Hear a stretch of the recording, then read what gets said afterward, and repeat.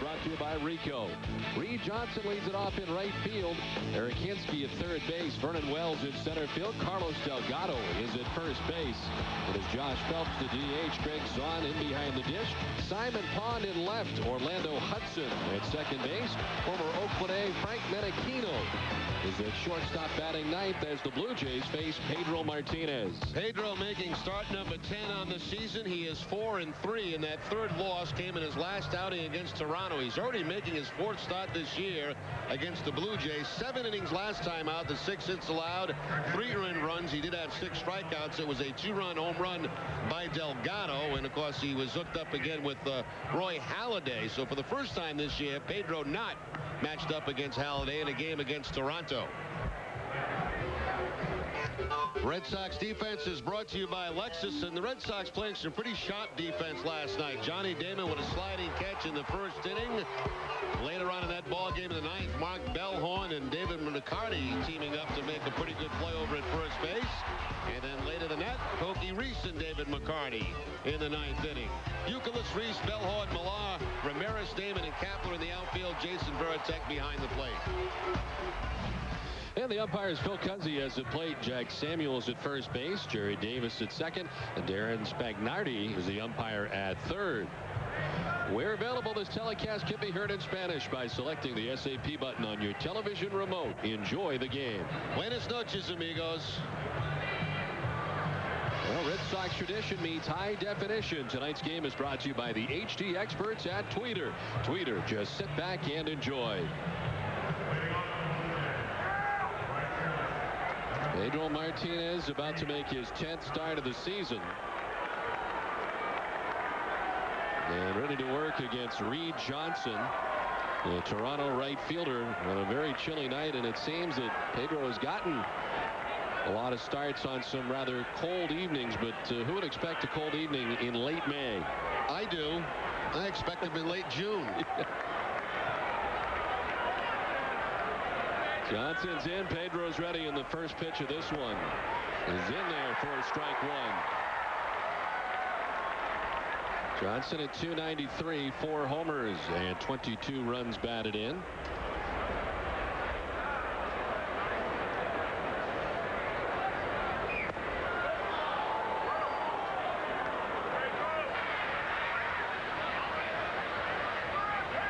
Pedro 4-3 with a 3.75 earned run average. Popped up, foul off first base. Millar and Varitek on the move, but it's back and into the seats. Now, once again tonight in these cool conditions at Fenway, that wind blowing straight in from center field. I mean, this is very much like a wind that you have in early April, but as Don mentioned, here we are at the end of May, and you've got that sea breeze coming in. Certainly should be a good night for pitchers, or at least help pitchers out.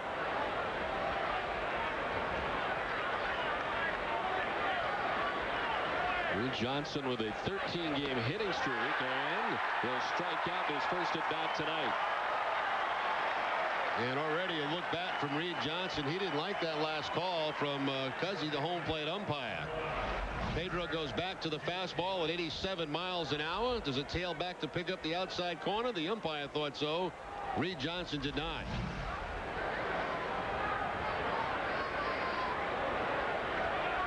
So Johnson's gone, and here's Eric Hinsky. Hinsky at 213, 4 homers, and 17 runs batted in.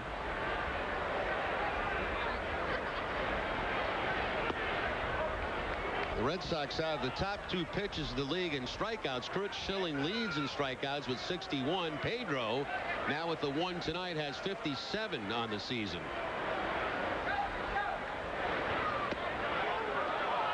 Too far inside, and Pedro behind 3-0.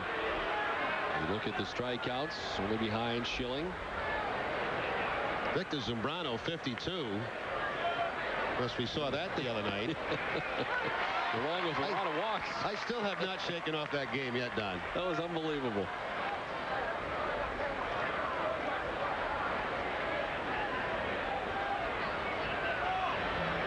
This one fouled off. We've done a lot of games over the last 4 years. That is the first post game that we have done where He said that was just a horrible game. You've come up with other adjectives besides horrible before. For me, there was no other way to describe that. I tried to, come with something smarter than that, but that's all I got. You captured the moment, I think.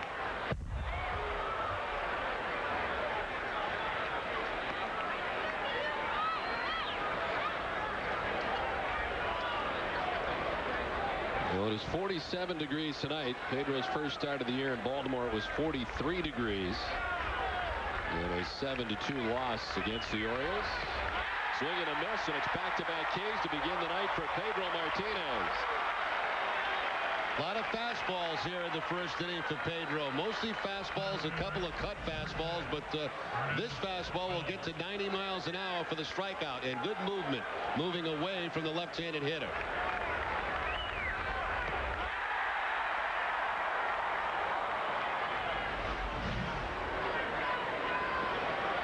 So 2 down, and here's Vernon Wells. Wells with a monster home run here last night, now has 4 on the year. To go along with the 18 RBIs and the .285 batting average. He is hit in 13 straight games now. Well, this is the home run that I just spoke of, the long towering fly ball that gets out of here. Well, there were a couple of long ones last night. Certainly that one by Vernon Wells, but it was topped by the one by Manny Ramirez. Pops up, foul ground, first baseway. Millar, the long run by the tarp, but he runs out of room. Yeah, again, a good example there. When that ball got high and above the stands here at Fenway Park, that wind really took over and pushed that thing into foul territory.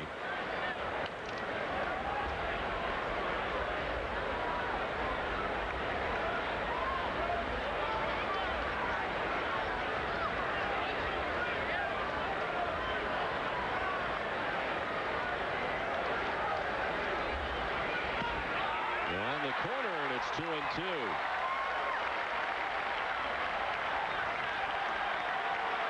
Pedro Martinez has only struck out the side one time this season. Into left center field. David on the run gets there. Plenty of time shy of the track for out number 3. In order go the Jays. Red Sox coming up from a frigid Fenway. Don't buy another car before you check out the Hyundai Elantra. The Elantra costs $1,600 less than a Honda Civic LX when comparably equipped.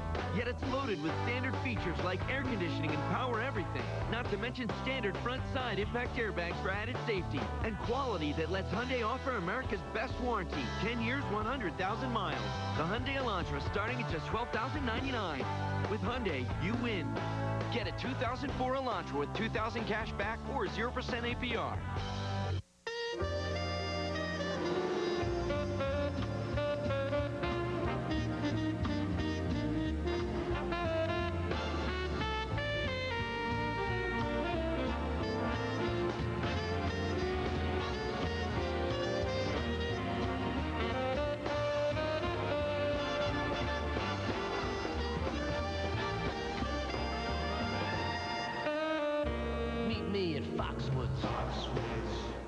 Coming around the mountain when she comes.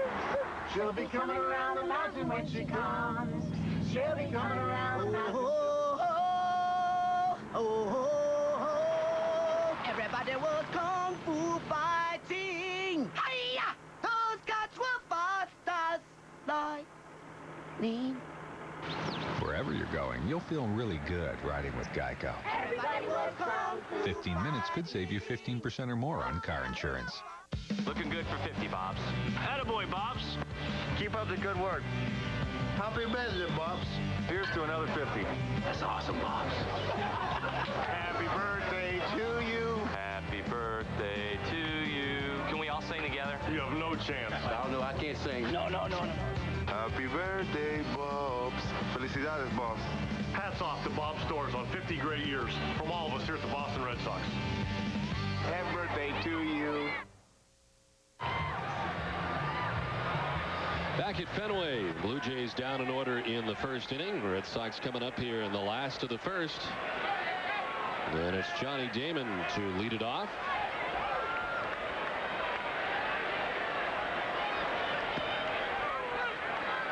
Ted Lilly making his 9th start, 2-2 on the season. He's working on 3 straight no decisions.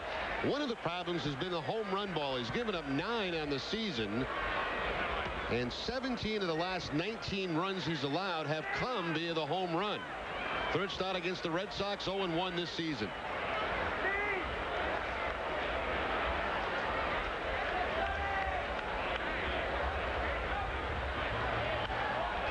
Slaps it foul off the left side. It's 1-2. Damon's been walking a lot lately. He has 5 walks in his last 3 games.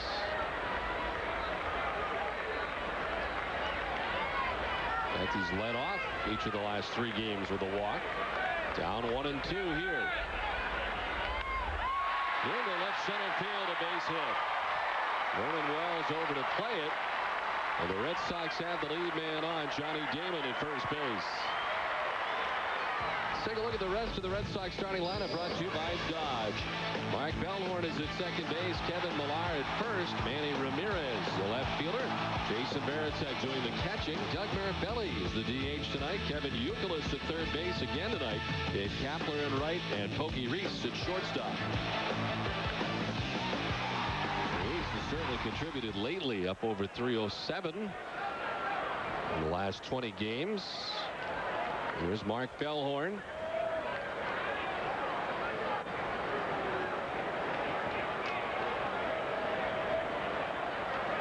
Mark at 225, 5 homers and 24 runs batted in.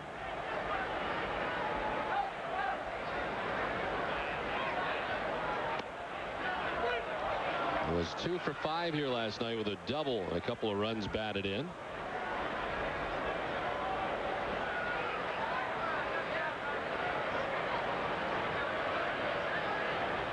So far against left-handed pitching, Bellhorn's only hit at 163 this season.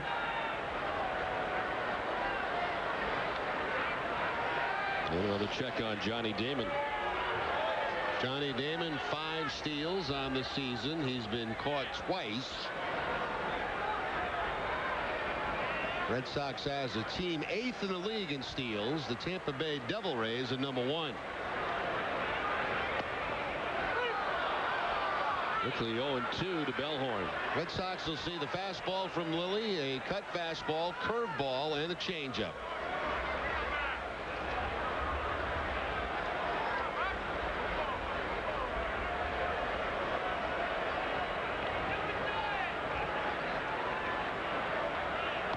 Strike 3 call. Bellhorn down quickly on strikes. First strikeout of the night for Ted Lilly. Toronto defense is brought to you by New England Toyota dealers, and tonight will be Eric Hinsky at third base, Frank Menachino at shortstop, Orlando Hudson at second, and Carlos Delgado at first. Left to right, Simon Pond, Vernon Wells, and Reed Johnson. Greg Zahn doing the catching for Lilly. So 1 out, 1 on, and here's Kevin Millar.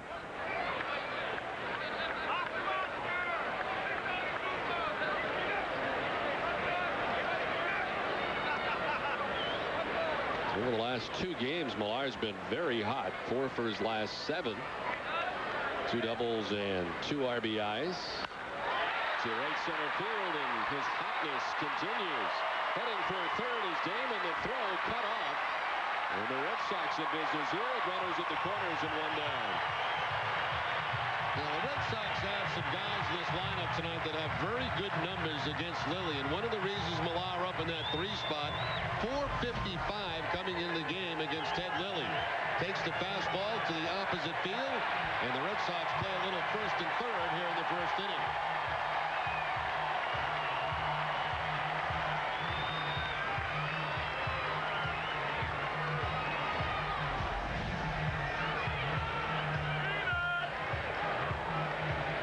So Millar with great numbers against Lilly. And it continues here, and runners at the corners, 1 down, Manny Ramirez. Manny now into double figures in terms of home runs with his 10th here last night, 27 RBIs, and a .354 batting average.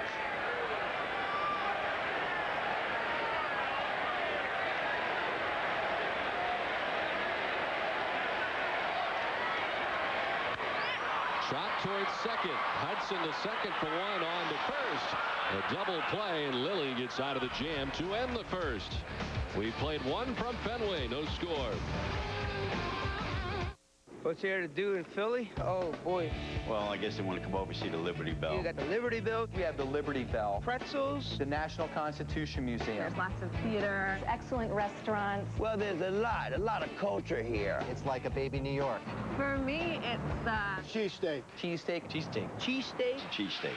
Now there's another great reason to go to Philly. You can fly there for just $29 on Southwest Airlines. I love Philadelphia. You are now free to move about the country. Phew. I never thought we'd get out of there, Phil. Well, timing is everything, Bernie. And there's no better time to save at Bernie and Phil's Furniture. Yes, look. The time is now. Make no down payment, no payments, and pay no interest for 1 full year.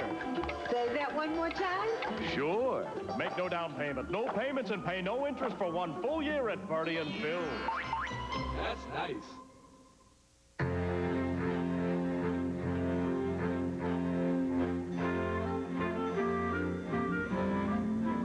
XM satellite radio.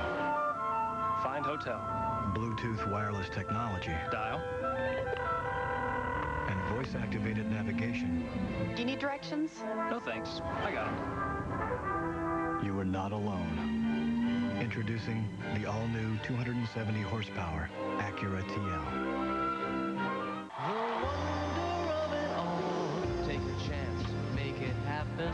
Pop the cork, finger snapping. Spin the wheel, round and round we go.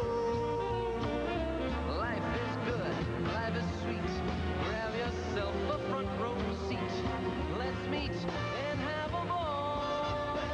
Yeah, let's live for the wonder of it all. Meet me at Foxwoods. Second inning back at Fenway. Red Sox and Blue Jays scoreless at the end of one tonight. And it's Carlos Delgado, Josh Phelps, and Greg Zahn to face Pedro Martinez.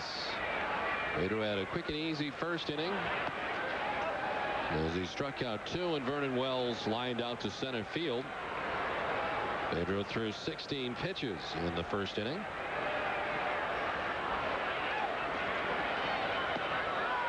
Nasty breaking pitch, and it's 1-1. That'll be interesting to watch tonight, too. See what kind of control Pedro does have with the curveball. At times, he's had a problem in the cooler weather controlling the curveball. On the ground to first with the shift on. Millar boots it, stays with it, and they still get Delgado. Oh, what another pretty play. The result is what counts. In figure skating, if they were scoring that'd be somewhere about a 2-5. First the bobble, then the slip, then he picks it up and gets it to Pedro in time to get the out. Gets the results, but it was not pretty getting there. 3-1 in the scorebook. No matter how ugly. The scoring is the same, and Pedro Martinez has retired the first 4 tonight. And here's Josh Phelps, the designated hitter. Only hitting at .245, 4 homers, 19 runs batted in.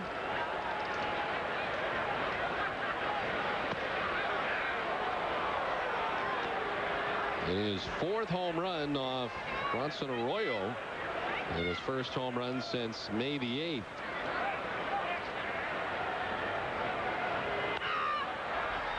Fouled off the right side. Nesson is pleased to announce that tonight's game is available in high definition on Charter Communications digital cable channel 774 in Massachusetts and in Connecticut.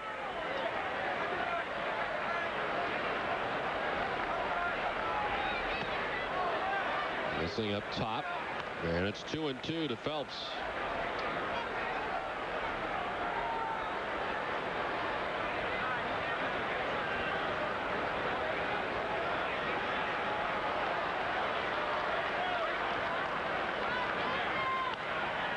On the ground to Pokey Reese.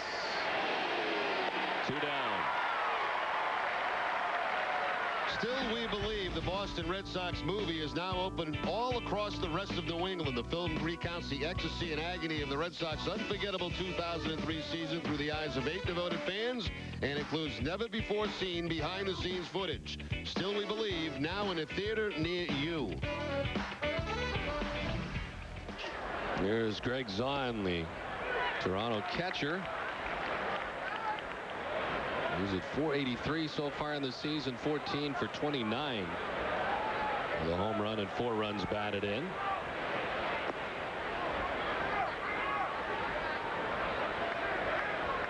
Greg Myers on the disabled list. Of course, he was on the DL last time we visited Toronto. Greg Zahn was called up. There's that pitch, 1-2. Well, good sign. Pedro's thrown about, I'd say, 4 or 5 curveballs here in the second inning. They've all been pretty good.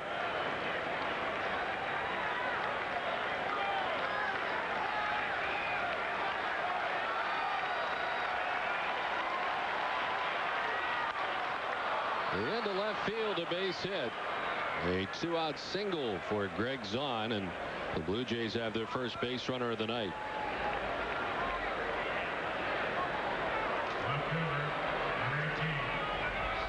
After making Zahn look bad in a curveball, Pedro comes back with the fastball, and Zahn, nice opposite field hitting to pick up the base hit.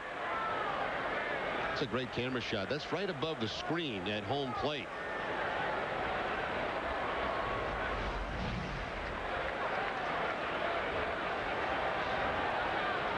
That's the Fletcher cam, I think, to try to be television savvy and pretend they know what that means. There it is. It's amazing something that small can do as much as it does.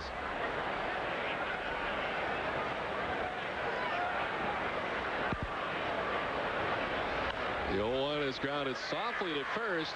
Allard flips to a running Pedro Martinez, who covers. Gone are the Blue Jays in the second. We played an inning and a half. No score from Fenway.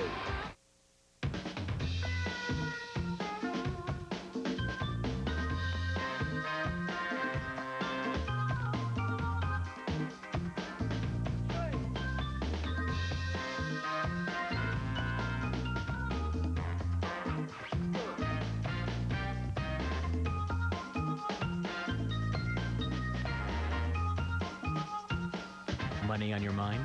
At Sovereign, we're here with red carpet service. Guaranteed. Did you know Explorer has a no-charge third-row seat, a $745 value? And for a limited time, you can also get a power moonroof, a total value of $1,595 in no-charge options. Explorer 4x4, specially equipped with a standard V6, independent rear suspension, CD, remote keyless entry, and more. 0% financing for 60 months, plus $2,850 Ford credit bonus cash, or lease for only $299 a month. See your New England Ford dealer. Dunkin' Donuts Real Iced Latte, the drink that brings you back. Here you go, buddy. Thank you.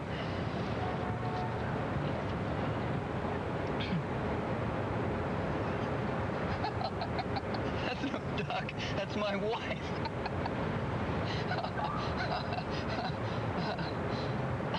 I told you that joke like 20 minutes ago. Dunkin' Donuts Iced Latte, made with real espresso. It's the refreshing way to bring you back to life. What's the deal? Why the grins and eager faces? It's too early for the normal social graces. Is it my smile, my look, or what I say? I'm not complaining, things are going right away, yeah.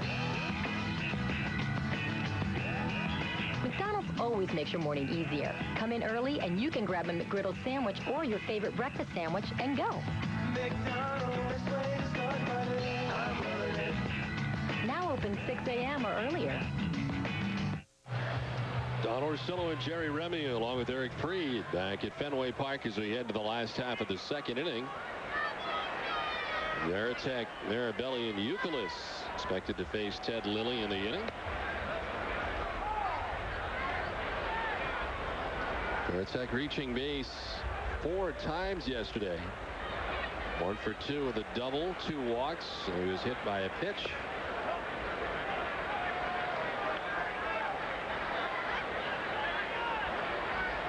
That's on base percentage leading off an inning. And Veritek third in that category. And behind Eric Burns of the A's and Javi Lopez of the Orioles. Veritek leading off here in the last half of the second inning.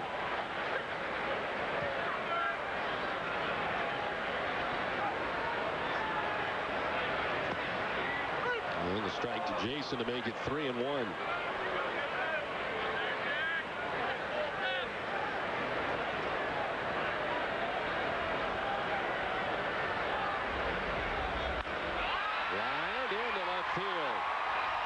Simon Pond towards the corner to dig it out. Veritek thinking two. And he'll get there with the slide. Did he hold on? Yes, he did.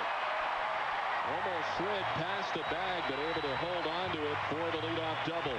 Now, Veritek's getting that slide down to where he does it almost every time he goes to second base, where he'll slide toward the outfield side and try to grab the bag with his hand. Going hard right out of the box, thinking about a double. It's down that left field corner. Does a good job cutting first base. Now watch this. Slides away and grabs the hand. The only problem there is that hand coming off the bag. For a second baseman or shortstop, you just keep that tag on until the umpire calls timeout. Both catchers in the starting lineup tonight for the Red Sox, and here's Doug Mirabelli being used as the DH. Off to a fine start this season in limited time. At .313, 3 homers and 7 runs batted in. 2 of the 3 home runs that Doug has this season are off tonight's starting pitcher for Toronto.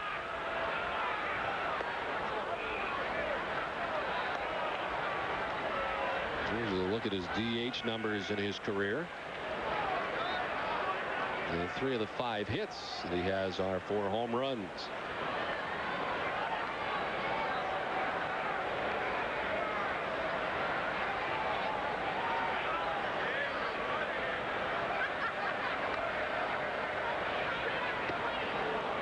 You touched on it before the game. I mean, really, the worst thing that could happen here, if something were to happen, is you'd have to have your pitcher hit. Yeah, you'd play National League Baseball. If something would have happened to Veritek and Mirabelli had to go behind the plate, you lose the DH and your pitcher would have to hit like he does in a National League game. It's a gamble, but it's something we've seen done quite a bit here. Jimmy Williams did an awful lot when he was managing.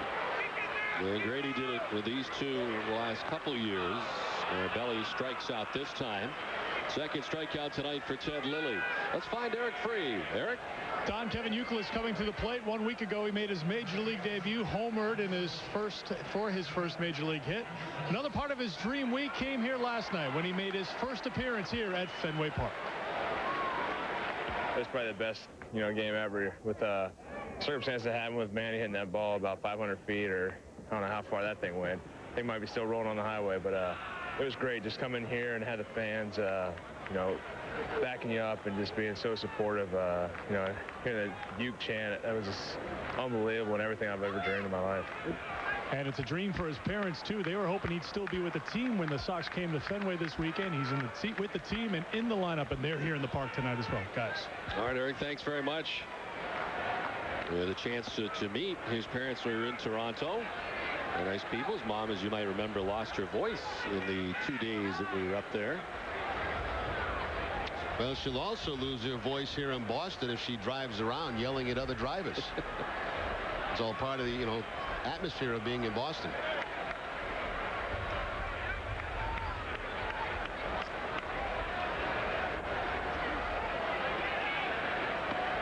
And a strike to Youkilis, and it's 1-1.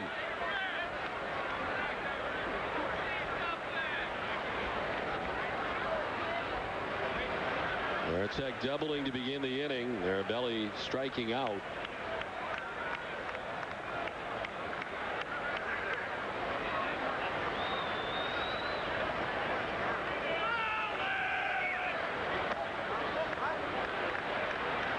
Jerry, while I have a moment, I want to wish my daughter Sydney a very happy birthday today. Today was her 4th birthday. We had, 10 or 11 4-year-olds running around the house today. It was outstanding day, but I want to wish her a very happy birthday. Yeah, happy birthday, Sydney, and you survived. I mean, you got to work. We got one of those big SpongeBob bouncy things in the backyard, which I was in for about half an hour once they set it up. Those are outstanding. you have any more kids. No, I'm not going to have any more kids, Don. My SpongeBob, Bobby, whatever they are, days are over. You never know. No, oh, no, I know. It's not happening. Well, you might want to get it. It's great. Well, that's something different, yeah.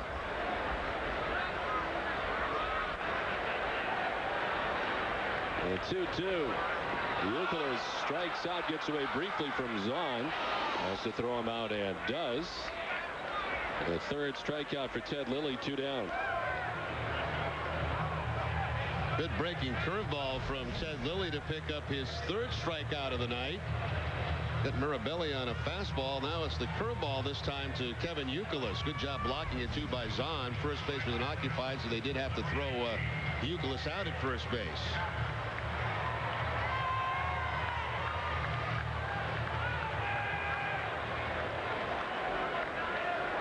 So 2 down for Gabe Kapler. 236, a home run, and 6 runs batted in for Gabe.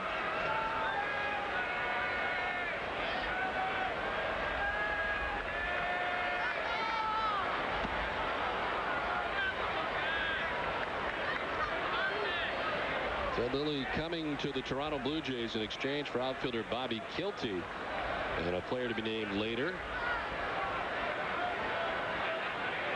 Last 2 years as a member of the Oakland A's and a 12-10 season last year with Oakland.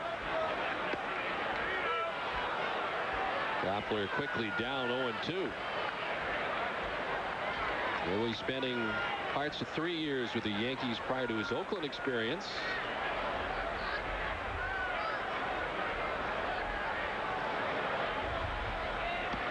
Strike 3 call. Kapler knew it, and Lilly strikes out the side. Leadoff double wasted. We played 2, no score from Fenway.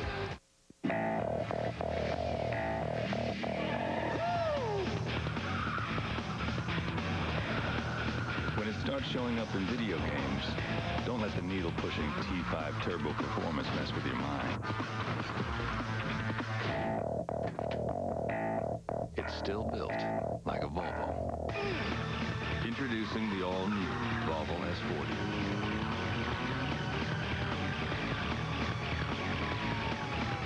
For extra convenience, extra value, and extra service, stop at Extra Mart. When you're on the go, you need a little extra. Fuel up on Extra Mart's Deli Joe sandwiches, Brew Boy coffee, and more. This month, Extra Mart is your baseball headquarters. Come in for the best in Major League collectibles and trading cards from Upper Deck, Topps, Fleer, and Donruss. Enter to win a trip for 2 to the 2004 All-Star Game in Houston. With over 150 locations throughout New England, be smart. Shop Extra Mart. I know we make kind of an odd couple, but looking around, I think we're a perfect match. Friendly's has another perfect match. A free nuts over caramel sundae with our new Baja Chicken Sandwich or Baja Colossal Burger. Spicy chipotle sauce, melted pepper jack, and crisp bacon. Try any featured sandwich and get our new nuts over caramel sundae free. Caramel swirls, chocolate caramel cups, and roasted almonds. Hurry in. We won't go to these lengths forever. Take a chance, make it happen. Pop the cork, finger snapping, spin the wheel, round and round we go. Life is good, life is sweet. Grab yourself a front row seat. Let's meet and have a ball. Let's live. Yeah, let's live for the wonder of it all. Meet me at Foxwoods. Back at Fenway as we head to the top half of the 3rd inning. No score. The Red Sox and Toronto Blue Jays in Game 2 of the series. Some winter hats out there tonight. On this May the 22nd, 47 degrees to begin the ball game tonight. The breeze blowing straight in from left center field. Here's the O-Dog, as they call him in Toronto, Orlando Hudson. In on the hands, he just fists it into right field for a base hit. Over to play it is Kapler. Hudson thinking too. Kapler's throw is not in time. A leadoff double for Orlando Hudson. Lando Hudson was hot when the Red Sox were up in Toronto. He had since cooled off. He was 0 for his last 15, but he gets a cut fastball here from Pedro. And a nice play down there in that corner by Gabe Kapler. Makes a strong throw to second base on one hop, but Hudson with great speed will beat it with the head-first slide. But Hudson had a home run here against Pedro earlier this season.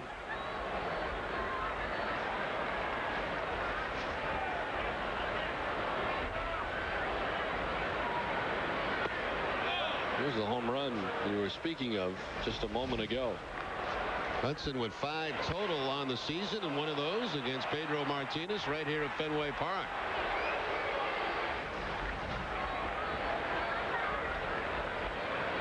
A double here and the second Toronto hit tonight. First time they've had the lead runner on. Another former Oakland Athletic. Well, with Ted Lilly, the Toronto starter tonight, Frank Menechino.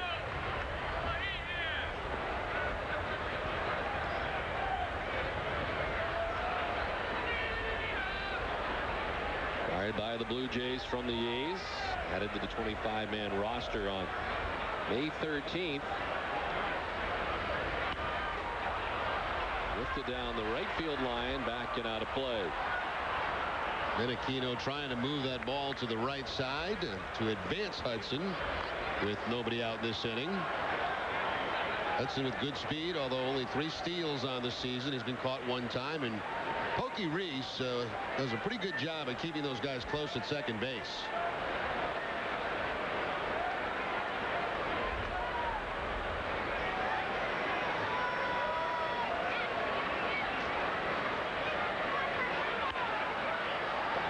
The right side. Well, interesting conversation before the game today with Terry Francona about the defensive setup for the Red Sox, and he was giving kudos out to Dale Swaim, who been handling some of the defense, but really said a lot of the Red Sox players themselves pretty much know where to be and has relied on them heavily. But that was a question I had for you, really, was how much do you rely on a coach from the dugout as to where you should be, or how much does that come from a meeting before the series? Well, you have meetings before the series, and you pretty much know the way you're going to play certain guys depending on who's pitching. And your coach is there just for a reminder. Every now and then you get trapped out of position, and that's when that bench coach will probably get on that top step and just try to move you along a little bit. But you get an idea how you want to play guys. And a lot of that changes in situations in games, and also changes, you know, with who's pitching. You wouldn't play guys the same way with Wakefield pitching as you do with Schilling or Pedro.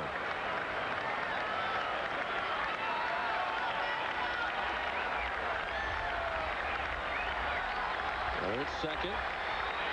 Payoff pitch to Menechino. Fouled off the right side.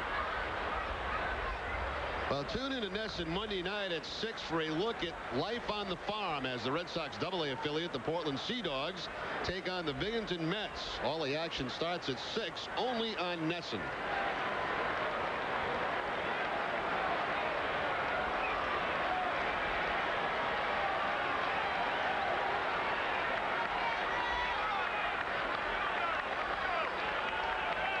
Pedro Martinez has thrown 38 pitches so far as Menechino gets time from Phil Cousy, the home plate umpire. 38 pitches, 24 for strikes.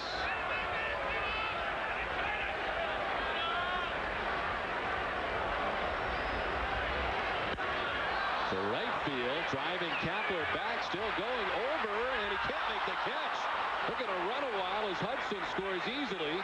Now Menechino heading for third, and he'll get there. On the RBI triple, the Toronto Blue Jays on top 1-0. Well, even with 2 strikes, Menechino continues to try to go to the opposite field, and there's a good example of that wind really having an effect on the baseball. Now, it looked like Kapler was lined up pretty good to make a catch going back, but then the wind started to push it away from him, and he'll go into the dive, can't make the play, and it gets by him. So Menechino not only gets his job done, but ends up on third base with a triple. But you could really see the wind push that ball away from Gabe Kapler.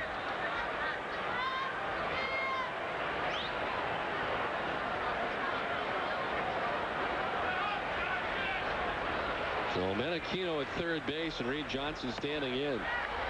Well, if you don't know about the wind, it just looks like Kapler took a bad route, but that's not the case. Yeah, exactly. I thought he took an excellent route back on it. He had a great jump on it, but then once it got high enough, that wind took over, and the next time he looked up, there's no way he could get to it.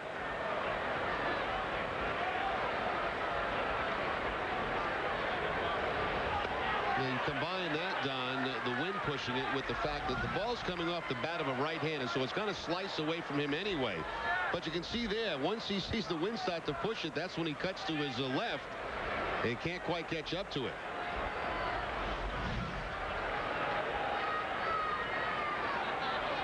Johnson down 0-2. And he gets a piece to stay alive.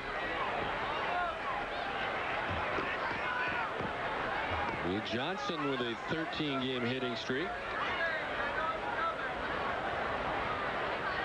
He's batting at .420 during the course of the streak. It's tied for the longest current streak in the American League, along with Vernon Wells, his teammate, who also has a 13-gamer going. Foul tipped and caught by Veritek. For out number 1, third strikeout tonight for Pedro.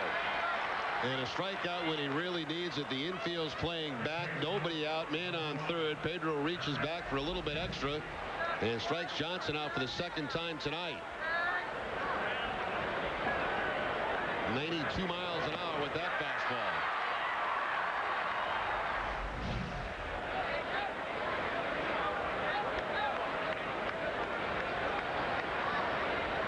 There's Erakinski, his strikeout victim his first time up.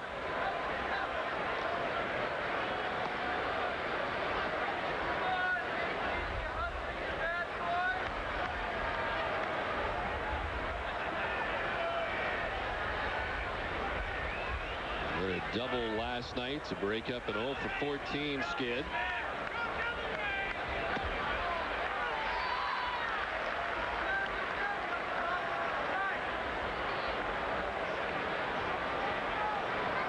Former Rookie of the Year, the year before last.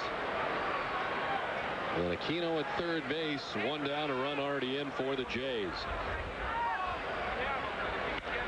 It's solidly up the middle and into center field. Menachino jogs home for the second Blue Jays run, and Toronto's on top 2-0. Well, pretty solid contact in this inning. The double by Hudson, Menachino with that triple, and now a line drive up the middle by Hinske. That ball up and away, and he's still able to hook it and drive it right back up the middle for the base hit. Hinske's first hit in 18 tries with runners in scoring position. And he gets the job done here, scoring Menachino. And giving Toronto the 2-0 lead. Vernon Wells, as they check on Hinske at first. Wells 0 for 1. He lined out to center field back in the first inning.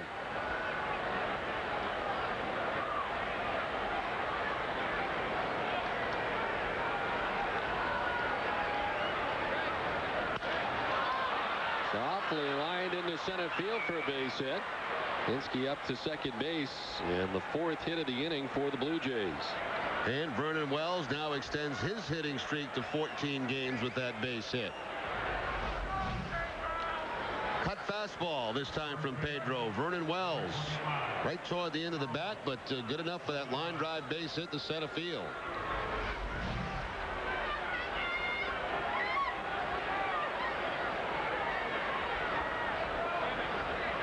Two on, one away. And here's Carlos Delgado. Grounded out to first base, first time up.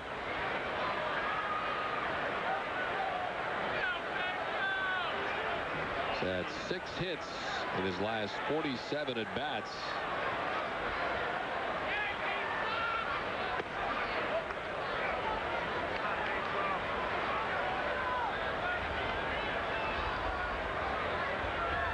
That ball that Delgado hit for a home run up in Toronto off Pedro was on a fastball that was kind of up and away. Up in the zone, outside part of the plate, and he hooked it for the home run.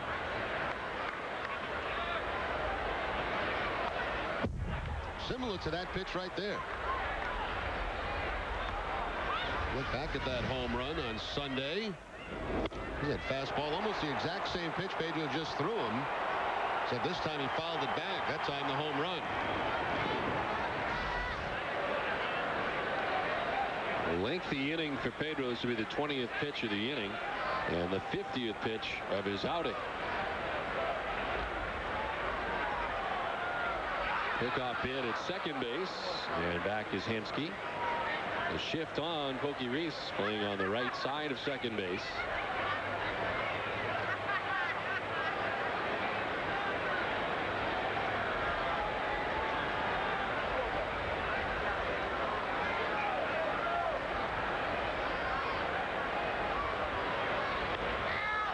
Popped up left side, only Euclid on the left side as he trickles into foul ground to make the catch. And there's two down in the inning. Don, while I get a chance, Catherine McWilliam of South Weymouth turns 100 years old today. She watches every Red Sox game, every single spring training game. She stays up to the end of all the games on the West Coast, and she scores every game. So happy 100th birthday to Catherine McWilliam.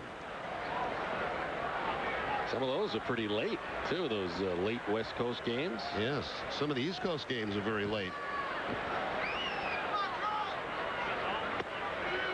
We'll be heading out to the West Coast relatively soon, as the Red Sox have not yet made a West Coast swing. No, it's not going to really be a swing, but they'll head out there to take on the Anaheim Angels. Kansas City also part of that trip for the Red Sox, but right now enjoying the beginning of a lengthy homestand, and Veritek headed out to talk to Pedro.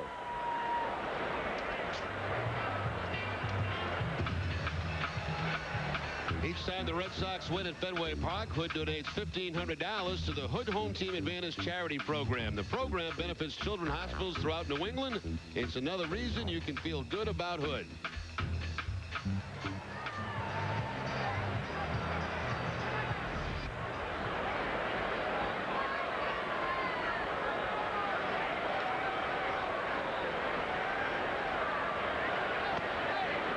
Phelps takes the strike, and it's 1-1 now to Josh Phelps. The Red Sox in the midst of a 10-game homestand. Got it started off right last night with the 11-5 win over the Blue Jays.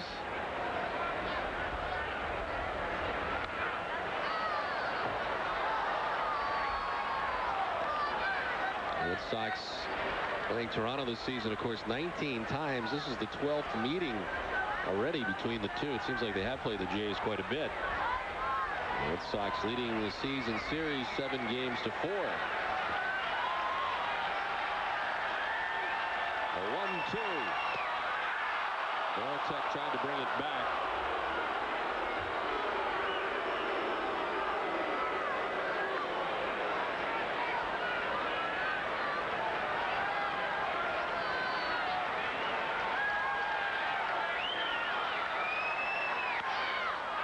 Pedro snares it in the air for the final out of the inning, but the Blue Jays come up with 2 in the inning. The end of 2.5. Toronto on top 2-0.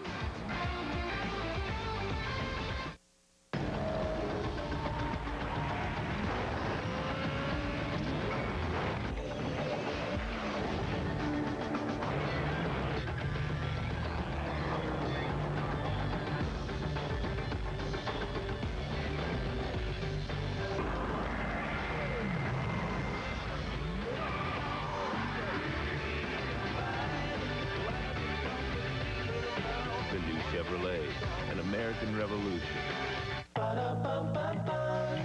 What's the deal? Why the grins and eager faces? It's too early for the normal social graces. Is it my smile, my look, or what I say? Hey, I'm not complaining, things are going my way, yeah. McDonald's always makes your morning easier. Come in early and you can grab a McGriddle sandwich or your favorite breakfast sandwich and go. McDonald's, way to start my day. I'm loving it. Now open 6 a.m. or earlier. Dad, the cable's out again. Can you fix it? Is your family still stuck with cable? Honey, the cable company has raised their prices again. This bill keeps getting bigger every month. With cable, all you get is mediocre service, higher monthly charges, and limited channels. There's got to be something better. With DirecTV, it's all better. Because if you call right now, you can receive a 4-room DirecTV system with professional installation free. That's right, and get over 130 all-digital quality channels for only $29.99 a month for the first 6 months. Plus, DirecTV offers you access to over 225 channels, including premium movie channels like HBO, Stars, Showtime, and Cinemax. Plus, DirecTV offers your favorite local channels, too. Call now and get a full-room DirecTV system with professional installation, a $300 value free. Call 1-800-496-0878. That's 1-800-496-0878. Call now.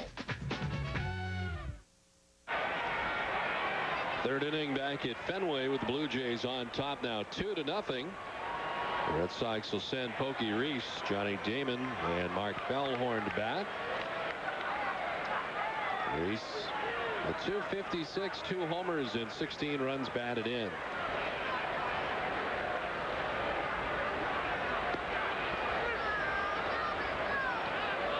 In the last 20 games, Pokey Reese 19 for 62 at 306.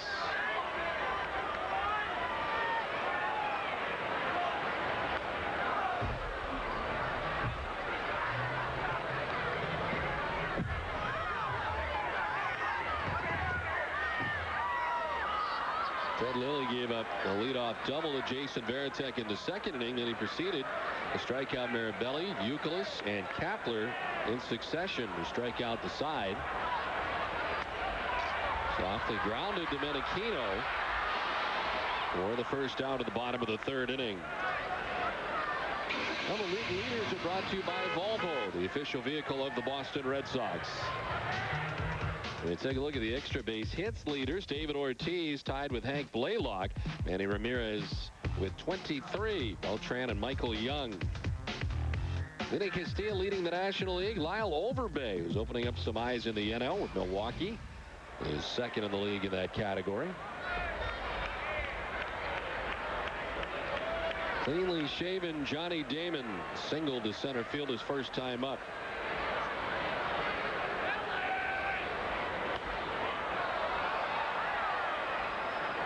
He didn't trim the hair at all, did he? No, and plus he had that shave yesterday, and he was, I guess now going to start to grow it back again, he said. Really? It'd take him a while to get to where it was yesterday. Took all off season to get it that far, so may not have that same look back until well into the season. That must have been a lot of work. See Tom Caron in there? Yes, I saw that. See, everybody thought they were there to 1,500 people to see Johnny Damon. That's not the case. They were there to see Tom Caron. Right. Johnny Damon was a nice side part of it, but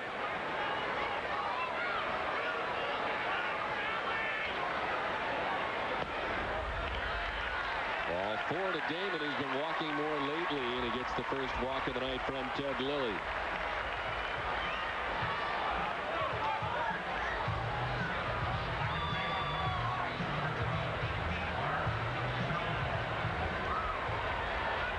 One out, one on, and it brings up Mark Bellhorn, who struck out looking his first time up.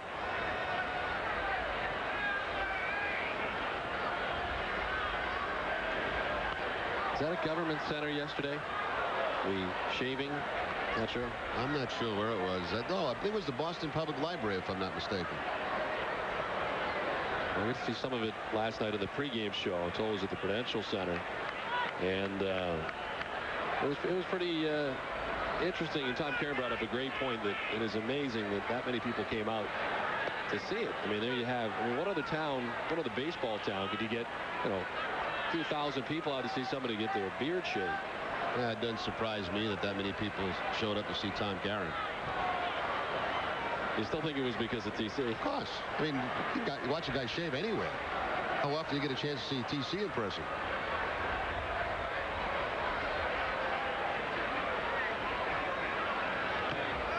Now tipped into the catcher's mitt. Bellhorn strikes out. 5th strikeout for Ted Lilly. And there's 2 down.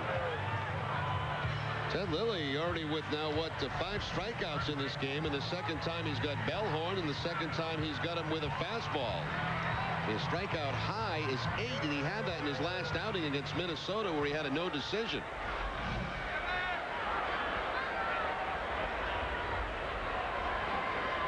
Two down for Kevin Millar.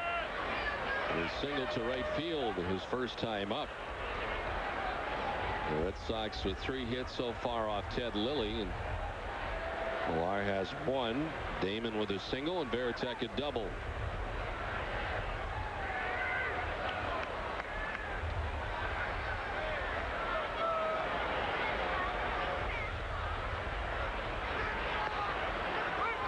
Well, they have charged a balk. That'll get Damon to second base. Well, it had to be for not stopping. And they're tossed out of the dugout.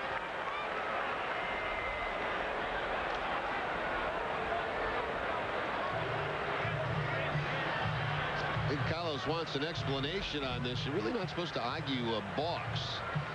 And let's see. Yeah, no stop by Lilly. I mean, it's a borderline call. Called by the first base umpire, Jack Samuels. Remember the one year when they were calling that, it seemed like 5 times a game. They were trying to get control of that from pitches, making sure they came to a complete stop, and it was absolutely absurd that year.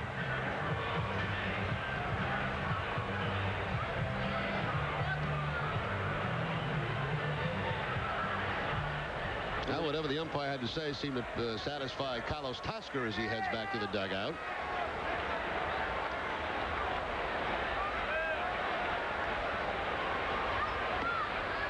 The strike to even it up at 1-1 now to Millar. So Damon, as a result of the balk, in scoring position.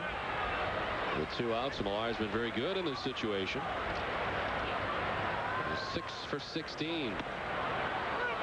But down 1-2.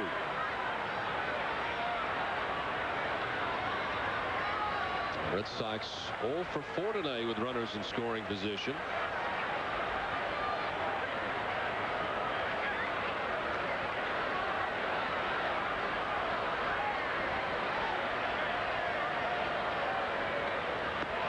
Strike 3. Millar will take with him the 6th strikeout for Ted Lilly tonight. We've played 3. Toronto on top 2-0. The Boston Globes. What's all the excitement at Downey's Toyota? Logan and his friends have discovered the huge selection of used vehicles on our lot. More than 300 quality pre-owned vehicles, compact cars, full-size trucks, and vehicles for the entire family. We're Maine's #1 Toyota dealer, and that means we also have the best selection of used Toyotas, with more trades coming in every day.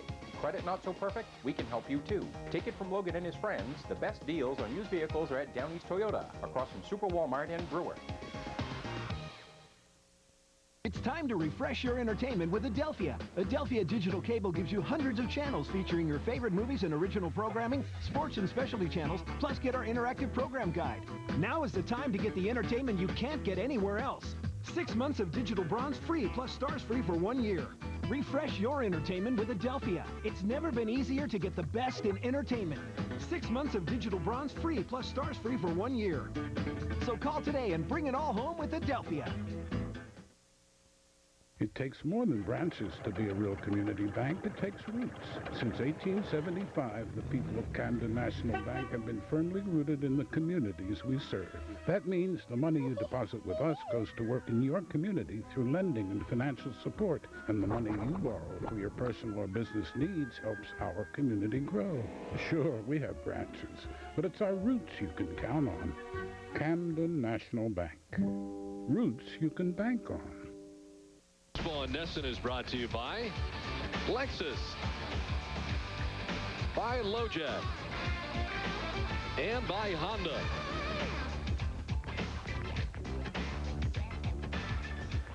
It's on to the top half of the 4th inning.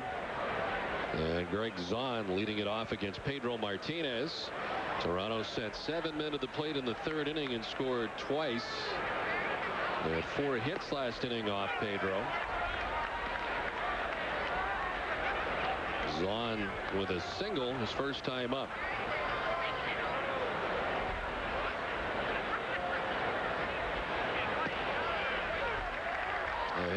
2, and Pedro had 55 pitches total, spending the most energy last inning, facing the 7 Toronto batters.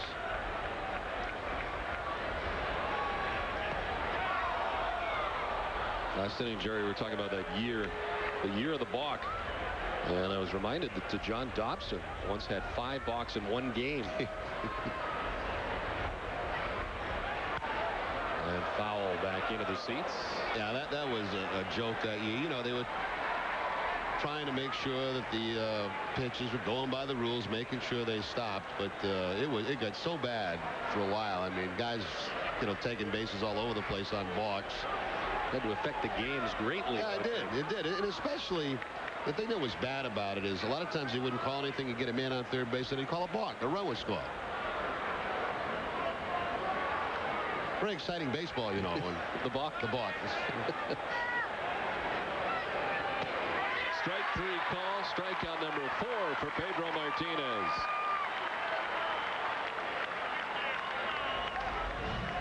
Last time when Zahn got the base hit, the ball was away from him. This time Pedro goes inside with the fastball. Zahn jumping back from the pitch, but it picks up the inside corner.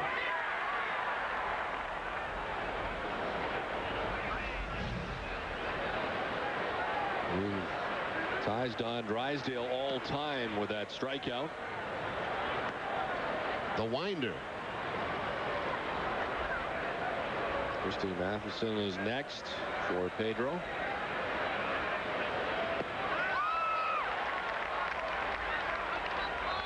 Simon Pond, who hit his first major league home run. Bronson Arroyo, part of a 2-for-4, 3 RBI night here last night.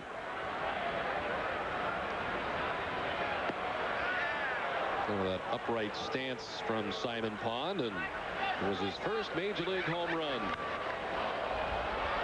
Certainly never forget that.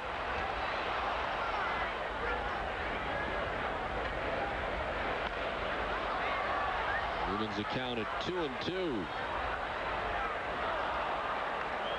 One of the better outings we've seen from Bronson Arroyo. Tough start last night. Had a tough time with his breaking ball and was missing locations with it quite often. And you know, sometimes you miss locations and those hitters get themselves out, but that was not the case last night.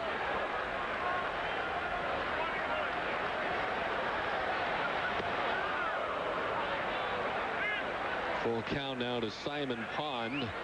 Orlando Hudson waiting on deck.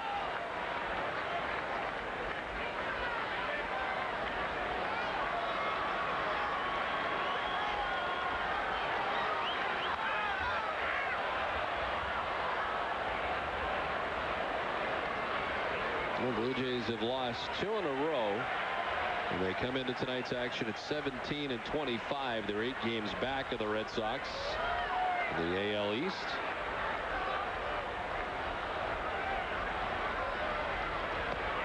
Swing and a miss. Strikeout number 5 for Pedro. 2 down.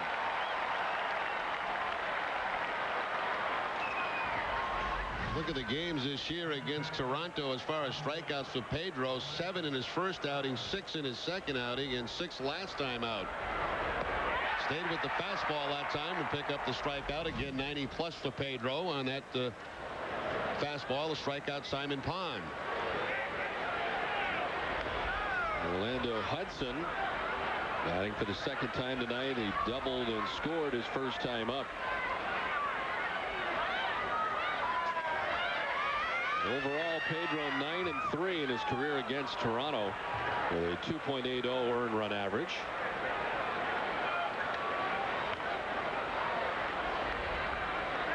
John Gibbons, the first base coach for Toronto. John's got a lot of New England family. Often says hello to his family in Maine.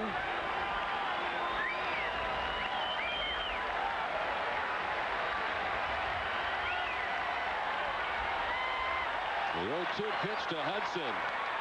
Gets a piece to stay alive. It's time now for the Aflac trivia question. And our question is, what is the major league record for most pitchers used in a 9-inning game by one team? 0-2 to Hudson.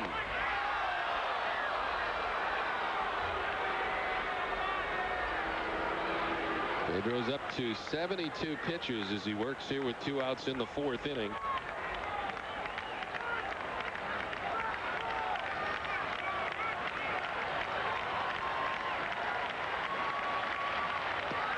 Strike 3 call. Pedro, for the 2nd time this season, strikes out the side. In order to go the Jays, all by way of the K. Don't buy another car before you check out the Hyundai Elantra. The Elantra costs $1,600 less than a Honda Civic LX when comparably equipped. Yet it's loaded with standard features like air conditioning and power everything. Not to mention standard front side impact airbags for added safety. And quality that lets Hyundai offer America's best warranty. 10 years, 100,000 miles. The Hyundai Elantra starting at just $12,099. With Hyundai, you win. Get a 2004 Elantra with $2,000 cash back or 0% APR. Welcome back. I'm here in this 19th century Victorian with new owners Mike and Shannon Boyd. Hi, Ted. We just fell in love with its charm. Yeah, it's charming. Unfortunately, the roof leaks, the foundation is crumbling, and there's significant termite damage. But I do have good news. I just saved a bunch of money on my car insurance by switching to Geico. Hey, we need to talk about your electrical. Whoa. Yeah, we're going to want to fix that. Geico. 15 minutes could save you 15% or more on car insurance.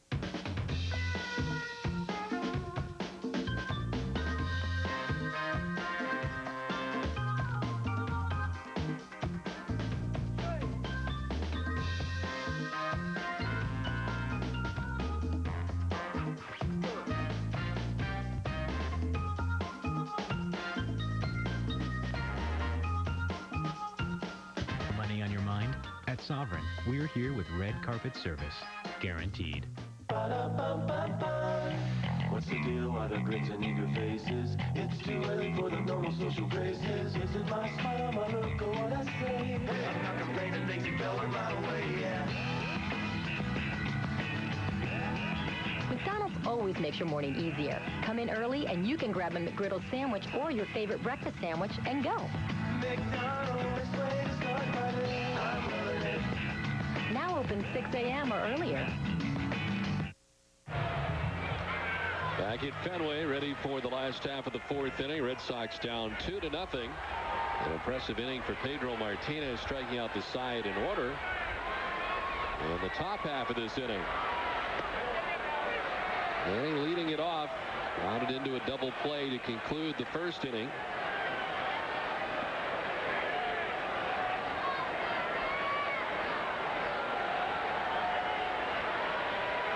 Tell you, right now, Ted Lilly's got one of the best curveballs we've seen thrown all season against the Red Sox.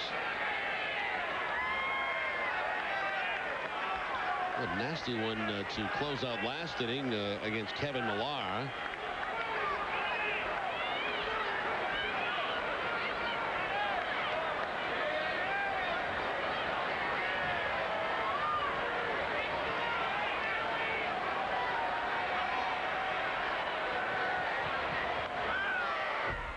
Hard stuff that time, and Manny fouls it back. 1-2. Donna got one more birthday. May 22nd must be a popular day for birthdays, huh?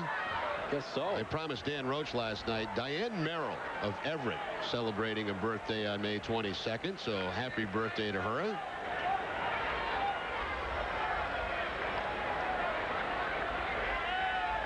A friend of Dan's? I guess so. He got the email, and he asked me to pass it along tonight. I guess she's reading my book right now, according to the email. I have started. She's so far. Regular visitor to the Rem Report, too. So, you know, happy birthday. Really a special birthday. Well, our schedule is very tough to find any reading time, but I have started. And so far, it's been very enjoyable. Oh, thank you, Donna.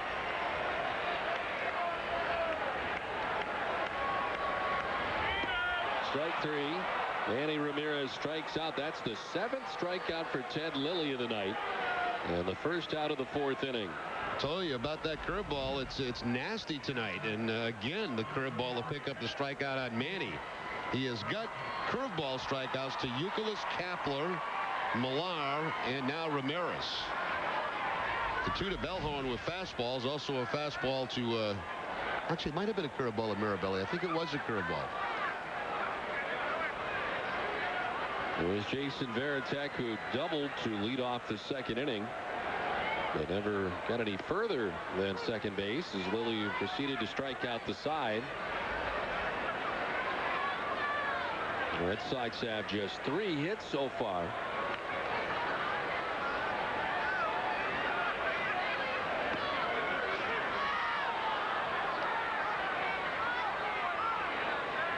Lilly coming in with a 2-2 record, 5.24 earned run average.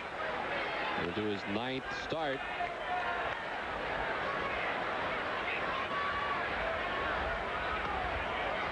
One of my ex-coaches, Eddie Yost, he used to coach third base for the Red Sox when I was playing. He used to call that kind of curveball a double breaker. It seemed like it break twice on you. Bert Blyleven used to throw a double breaker. Varitek strikes out. 8th strikeout for Ted Lilly, 4 in a row for the Toronto left-hander.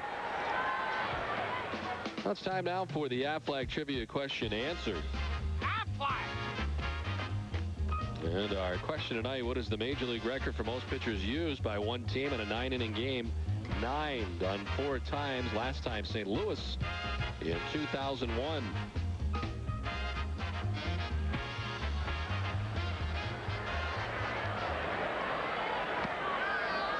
St. Louis Cardinals were managed by Tony La Russa at the time of the last one, and there was one in 1996, Montreal Expos, managed by Felipe Alou. White Sox in 97, managed by Terry Bevington at the time.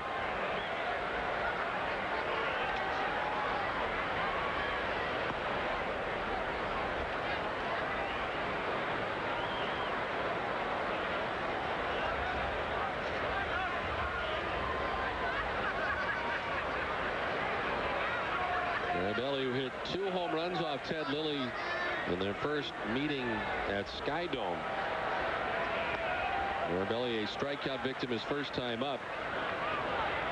And he's in the majority in that category. A lot of strikeouts for Ted Lilly, 8 of them through 3 2/3 innings.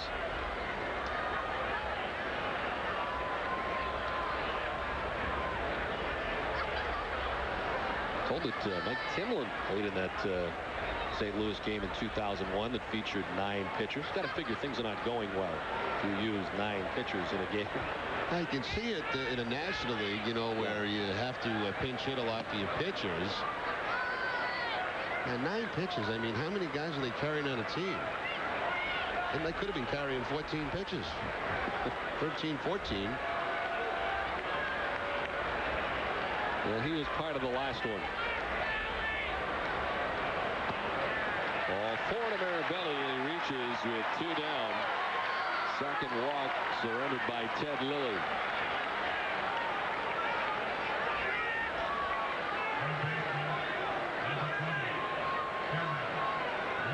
Here comes Kevin Youkilis, who struck out his first time up. You mentioned Eddie Yost. I've heard from many people that he was one of the best third base coaches the Red Sox have ever had. Yeah, he was excellent. And the other guy that I thought was in that same category was Mike Cubbage. I thought Mike Cubbage did a great job coaching third base here at Fenway Park, and Eddie Yost was very good. Eddie was great with signs. He was so easy to pick up his signs, yet not easy for the opposition. You know, he made it easy for the hitters, and he did a great job coaching in this ballpark third base, because this is about probably one of the toughest around to coach third base in.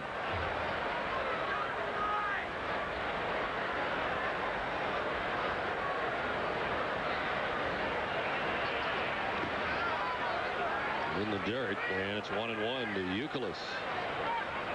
Remember Eddie saying many times about coaching third here at Fenway, it wasn't left field that was the problem for him. Any ball off the wall. He said right field gave him the most problem because it's so deep out in right field. Sometimes it was hard to judge just how deep that outfielder was. You know, it's 380 back to that bullpen, so sometimes when you're looking out in that direction, it's hard to judge just how far that outfielder is.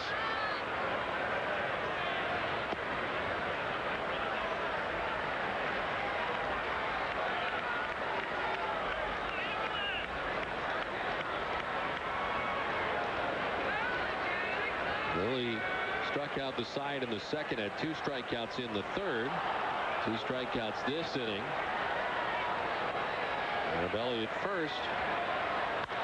Euclid swinging at the 2-1. Very defensively, Menachino comes up with that one at shortstop, and they force out Marabelli to end the inning. We played 4 from Fenway. Blue Jays on top. Maybe this isn't the best time to say it, but I think you're really beautiful. Well, I've always been attracted to you too, Paul. Wait, hold on one sec, babe. Excuse me? Want to get away? Now you can. Fly Southwest Airlines nonstop from Manchester or Providence to Chicago Midway for just $79 each way. You are now free to move about the country. Who do you call when you need a car? 508-880-0000. Lincoln Mercury of Raynham. At Lincoln Mercury of Raynham, we have 2003 Ford Mustangs from only $12,900. Or choose over 20 pre-owned Explorers from $13,900. Call 508-880-0000. Lincoln Mercury of Raynham. 508-880-0000. I know we make kind of an odd couple, but looking around, I think we're a perfect match. Friendly's has another perfect match. A free nuts over caramel sundae with our new Baja Chicken Sandwich or Baja Colossal Burger. Spicy chipotle sauce, melted pepper jack, and crisp bacon. Try any featured sandwich and get our new nuts over caramel sundae free. Caramel swirls, chocolate caramel cups, and roasted almonds. Hurry in. We won't go to these lengths forever. What does it really take to cover the news in Rhode Island? It takes live mobile newsrooms covering stories in every community. Live in Woonsocket. We're live in Providence with the mobile newsroom. It takes having the only live news helicopter in Rhode Island. We're heading to breaking news right now. It takes a live pinpoint Doppler radar with the power to see inside storms headed for your neighborhood. Only one Rhode Island news team has a commitment this big. See why more people are turning to Eyewitness News. It's coverage you can count on. Back at Fenway Park as we head now to the 5th. Must be a wiffle ball league, Don. I like wiffle ball. Did you ever play wiffle ball? I love wiffle ball. Let's check in with Eric Freed. Eric? Well, usually the number 9 spot in the order is where you bury the weakest link in your lineup, but try telling that to Pedro Martinez. Batters 1 through 8 this year are batting .226 against Pedro, but the number 9 hitters combined this year batting .381 after Frank Menachino's triple his last time up. Just one of those things you just can't explain in baseball unless the Rem Dog has an answer, Jerry. No, I wish I did, Eric. You know, it's almost like we were trying to figure out why Pedro was having trouble in the first inning for a couple of his outings, and there was no rhyme or reason to that. You just say maybe he wasn't loose. I don't think that he's overlooking the guys at the bottom of the lineup. To right field, Kapler will take care of this number 9 hitter. Menachino's out number 1. See, Eric, that number's dropping already. I knew you had an answer, Jerry. I didn't doubt it for a second. The Rem Dog knows all and tells all. That is amazing, though, really. It's there's really, in some things in this game, there's no way to explain. You know, and you got one of the great pitchers in the game, but you got guys on the bottom you have had success. It's not a case where he's looking past those guys or making easier pitches. They're just battling hard and picking up some base hits. There's Reed Johnson, who needs a hit to continue his hitting streak. He's 0 for 2. He struck out twice. He's got a 13-game hitting streak going.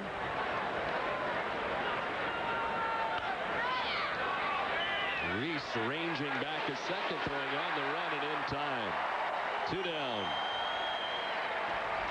Season ticket holders can't make it to the game. Don't let your unused tickets go to waste. Post your tickets for sale through the Replay ticket program. Use Replay, the Red Sox new ticket resale program. It's safe, it's legal, it's convenient. Visit redsox.com and click on the Replay button.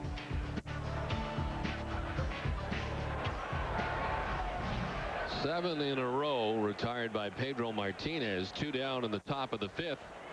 And here's Eric Hinsky, who's 1 for 2 tonight.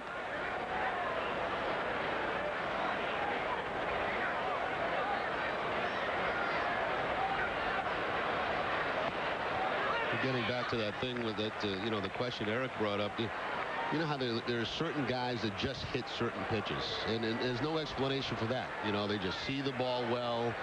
They feel comfortable against them, and it seems like that pitcher could never make a great pitch on him. It's hard to explain, and sometimes it may be a poor hitter against a very, very good pitcher. Enrique Wilson, Shannon Stewart, guys who hit Pedro well.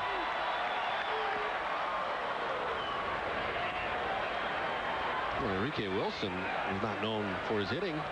He actually hit leadoff once last year against Pedro. Remember that? Got into the playoffs. Joe Torre put him in that #1 spot.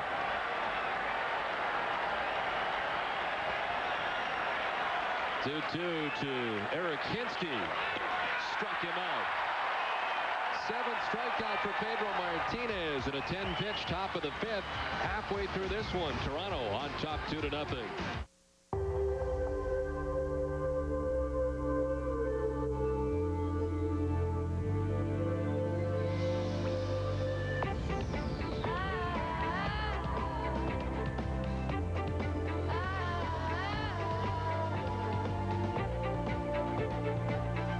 The 7-passenger, electronic 4-wheel drive, Acura MDX.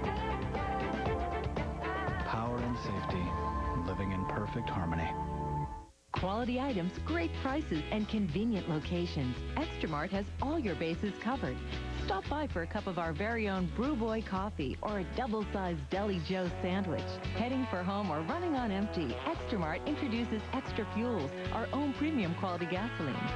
All this month, come into Extramart for a great selection of Hershey's milk and milkshakes, specially priced at just $1.09. Priced right and ready to go, Extramart is always a home run. What's the deal? Why the grins and eager faces? It's too early for the normal social graces. Is it my smile, my look, or what I say? Hey, I'm not complaining, things are going my way, yeah. McDonald's always makes your morning easier. Come in early and you can grab a McGriddle sandwich or your favorite breakfast sandwich and go. McDonald's, way to start my day. I'm loving it. Now open 6 a.m. or earlier. There are 2 ways to look at skincare. The girl's way or the guy's way.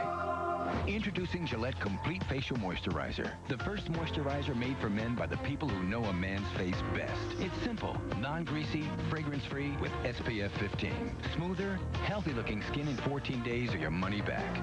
New Gillette Complete Moisturizer. This is not your girlfriend's moisturizer. This is Gillette, the best a man can get. Don Orsillo and Jerry Remy, along with Eric Freed back at Fenway. Dave Capper leading it off. Pedro Martinez so far with 7 strikeouts tonight. The pitching line is brought to you by Nissan. 83 pitches deep and a 10-pitch top of the 5th. And the 2 runs Toronto has tonight, the only 2 runs of the game coming in the 3rd inning in which Pedro gave up 4 hits.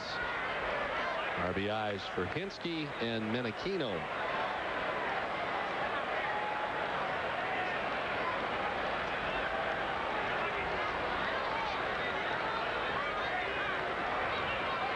But on the other side, Ted Lilly has been outstanding. 4 shutout innings so far, 8 strikeouts over the first 4. And he surrendered only 3 hits. He's walked 2.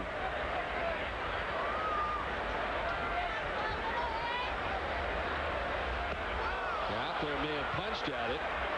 They will check. Yes, he did. Jack Samuels ringing him up. Jack Samuels lucky he didn't throw his arm out of his socket making that call. He was just waiting for Cuzzy to ask him. It seemed like it took forever, and he just couldn't wait to give him that outside. That's painful watching that. I was going to say, they strikeout call with authority, but that was a little over the top. Sometimes that really takes you off as a hitter, too, you know. The way a guy gives you the out call. You're not just out, you're just really out. I mean, you're really out. Watch him, he can't wait. Yeah. See ya. Then he gives you the snarl, you know. Well, just give him the out call. Players, or umpires hate it when players show them up. Oh, wow.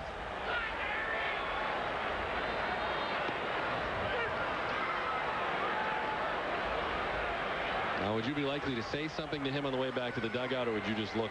Me personally? After that little show there, yeah, what would you do? Yes, me personally, yes. Reese lifts it to right. Johnson started in now over. And he makes the catch for out number 2, 2 down.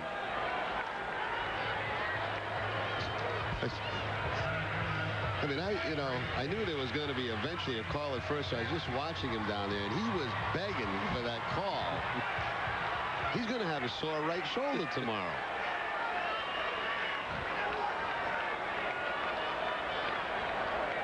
Two down for Johnny Damon. A single in the first, a walk in the third. He's been on base twice tonight.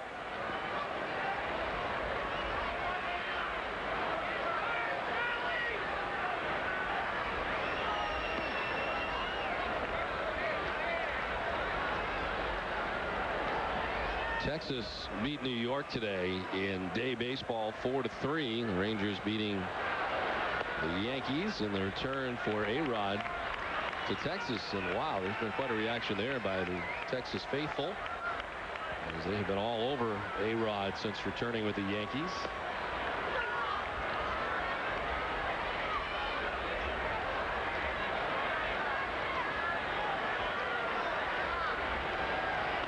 Damon with a check swing, soft grounder. Hinsky on the run and in time to get Damon. And it's a 1-2-3 fifth inning for Ted Lilly. We played 5 from the Fens. 2-0 Toronto. Eyewitness News this morning. The only local news on at 7 a.m. We know you want the latest overnight news, so while you're sleeping, we're on the street gathering news stories. And above it all, Rhode Island's only live news helicopter. We're monitoring the wires, getting the latest news from around the world off the satellites, putting together all the information you need to start your day. Overnight news coverage on Eyewitness News this morning, beginning at 7 a.m. Did you know that the average American spends about 6 months of their life waiting at red lights? That's why Ford F-150, the 2004 Motor Trend Truck of the Year with the roomiest cab in its class, would make that time well spent. No wonder F-150 has been the best-selling truck for 27 years. And now get a 2004 Heritage Edition F-150 with up to $4,500 cash back. Or 0% financing for up to 60 months. Plus up to $1,500 bonus cash. Only at your New England Ford dealer.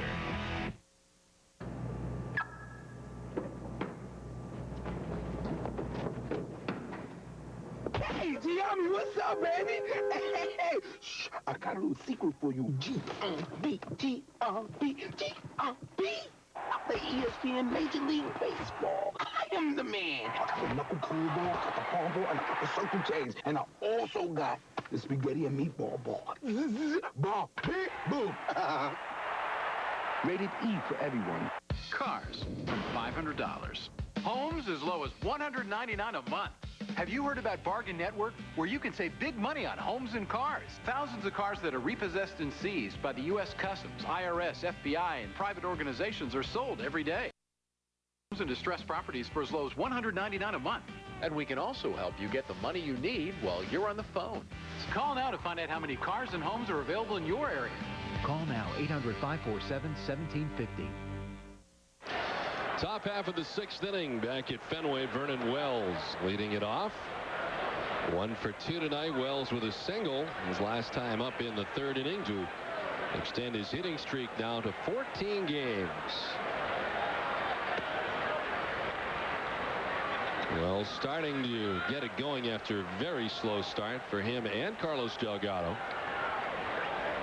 The 3-4 hitters for Toronto.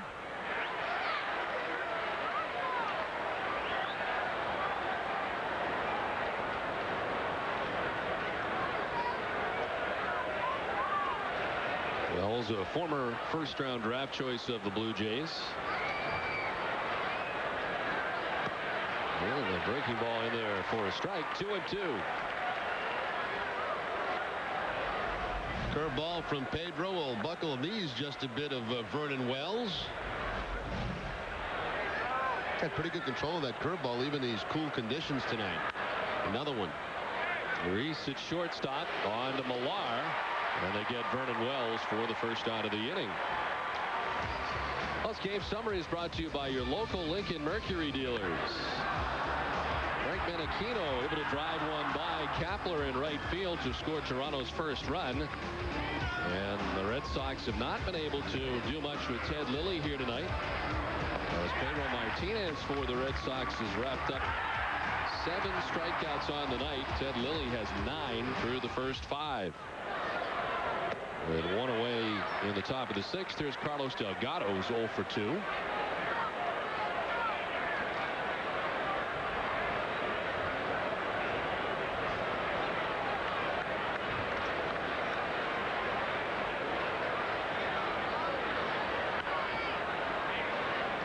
Don, between innings, the Red Sox introduced tonight Dr. Trash, who goes around, I guess, at the end of the innings and collects trash. That's a new thing. And I was kind of laughing at it till this special moment right here. And this is where it all became very serious because the gentleman is wearing. Check out the shirt. See? But wait a minute. Dumping his trash in Mr. Trash's trash bag. Dr. Trash. Oh, Dr. Trash. First of all. And the second question is, what is he a doctor of? I mean, is he a PhD? In trash. Of trash. Yes. His doctorate is in trash. I was actually laughing at it, but then when I saw the fine gentleman with the shirt put his trash in the trash bag, I think that's a great idea. It's no longer funny.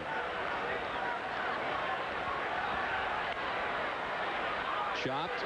Over goes Youkilis from third base on the shift. Right around the bag at second, having to range to his left. And he throws out Delgado.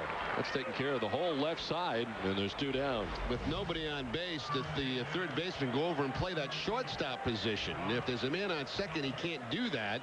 And with nobody on, he's able to cover that ground and make the play over to first base to get Delgado. Man on second, they're going to have to hang out around third base because you don't want to steal, and that leaves that whole side of the infield open. Dr. Trash kind of looks like a super friend. I think he had like a Superman outfit on, something like that. Super Trash. Just trying to help the efforts of cleaning up Fenway during the game.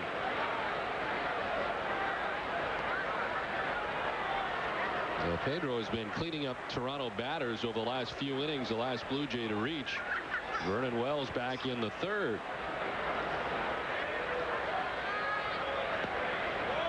And the breaking ball in there for a strike. 2-1 now to Phelps. Pedro has retired 10 batters in a row.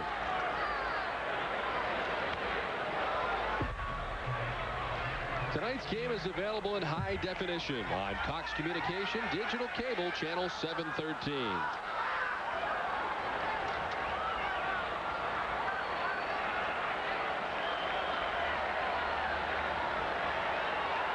Pitch number 97. Fouled off the right side. Still 2-2.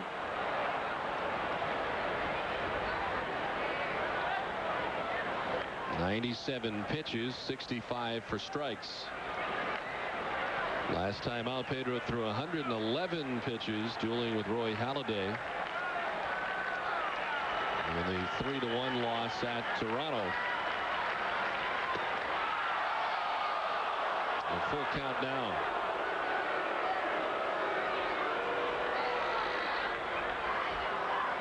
Martinez with 7 strikeouts. He's not walked anyone tonight.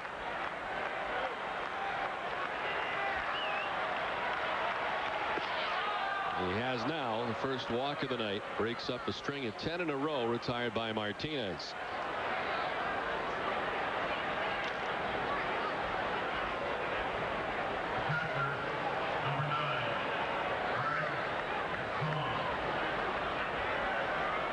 Two down. Here's Greg Zahn. 1 for 2 with a single in the 2nd inning.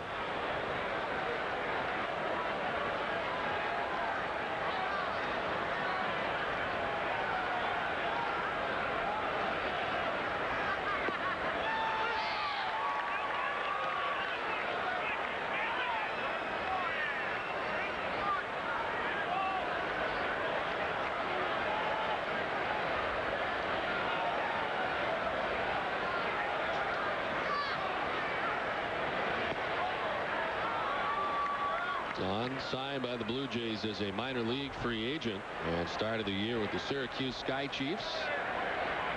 He's brought up here at the end of April with the Blue Jays.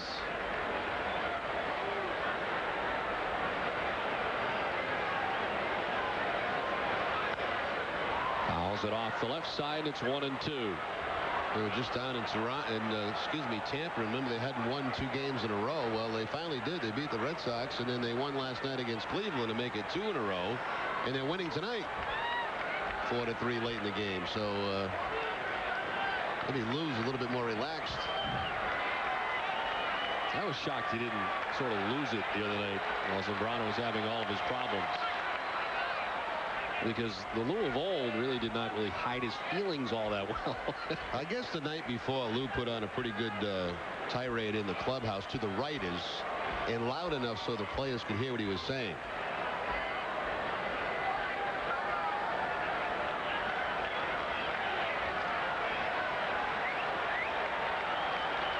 Josh Phelps at first with 2 down.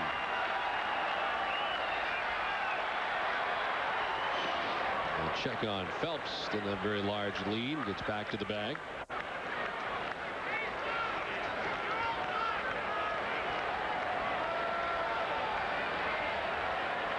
The next stolen base for Phelps will be his first of the year.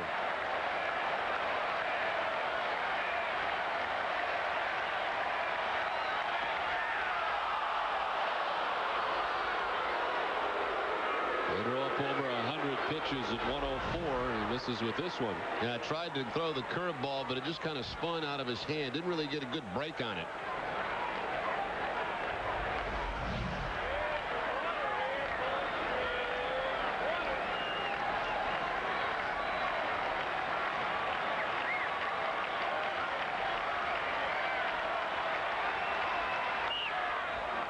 Fouled off the left side. Still 2-2 to Zahn.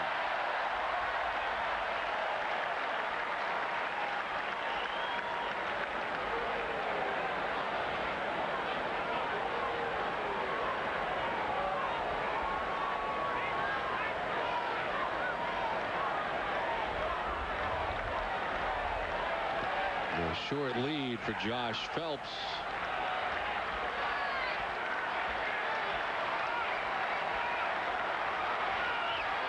Look out. That one almost hitting Zahn, gets out of the way, and for the second straight batter, the count has gone full. Tries to go inside with the cut fastball, but too far inside and just missed, hitting Zahn. 106 pitches now for Pedro. Nobody warming in the Red Sox bullpen. Both pens are quiet.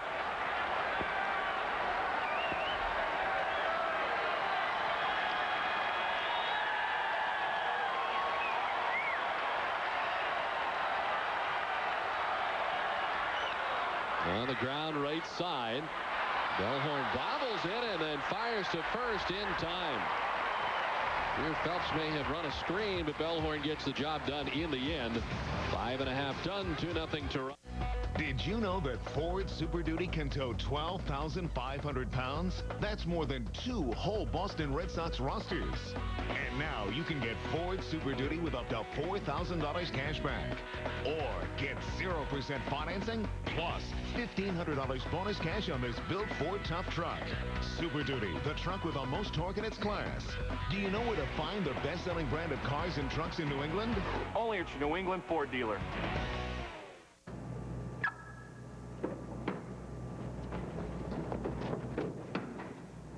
Hey, Gianni, what's up, baby? Hey, shh, I got a little secret for you. G-R-B, G-R-B, G-R-B. I play ESPN Major League Baseball. I am the man. I got the knuckle curveball, I got the palm ball, and I got the circle change. And I also got the spaghetti and meatball ball. Ball, beep, boom. Rated E for everyone. What's the deal? Why the grins and eager faces? It's too early for the normal social graces. Is it my smile, my look, or what I say? Hey, I'm not the rain that makes you go in my way, yeah. McDonald's always makes your morning easier. Come in early and you can grab a McGriddle sandwich or your favorite breakfast sandwich and go. McDonald's, way to start my day. I'm loving it. Now open 6 a.m. or earlier. Don't buy another SUV before you check out the Hyundai Santa Fe. Inside, tons of space and lots of standard features, all for $4,400 less than a Toyota Highlander when comparably equipped. And outside, great looks powered by an available 3.5-liter V6 with reliability backed by America's best warranty, 10 years, 100,000 miles. The Hyundai Santa Fe starting at just $16,994 with utility package. With Hyundai, you win. Get a 2004 Santa Fe with $1,500 cash back or 0% APR. Back at Fenway, it appears Pedro Martinez is done for the night. One of his teammates coming over and chatting with him, and he is so far in the game thrown 107 pitches. And the bullpen starting to warm here as the Red Sox come to bat in the last half of the 6th inning. Bellhorn grounds it off. Lilly kicks off, and Lilly, by the time he catches it, can do nothing with it. Bellhorn aboard to begin things in the 6th.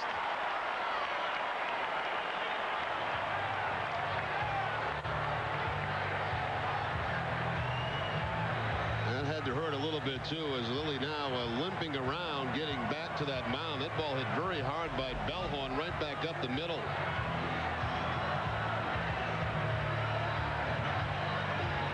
Looks like it got him right off the left foot or shin, somewhere in that area. Makes a nice attempt diving after the ball, but really had no chance to throw out Bellhorn. And now he's getting attention from the medical staff.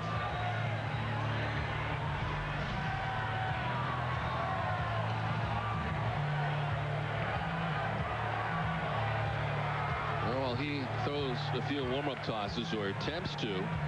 The Dunkin' Donuts is proud to welcome those in the Dunkin' Dugout tonight. Dunkin' Donuts is in its 5th year of hosting local youth groups and charitable organizations in the Dunkin' Dugout. Over 7,000 children have had the opportunity to catch a Red Sox home game thanks to Dunkin' Donuts.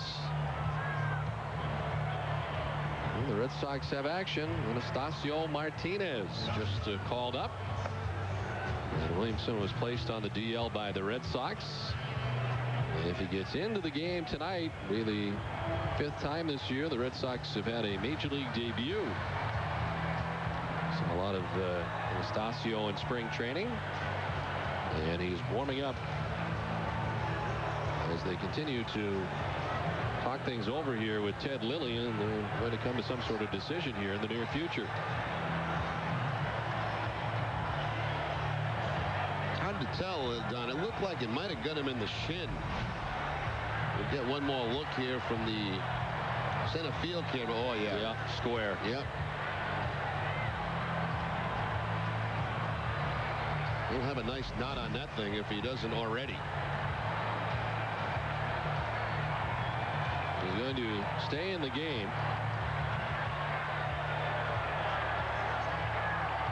There's the first hit for the Red Sox since back in the 2nd inning off Lilly.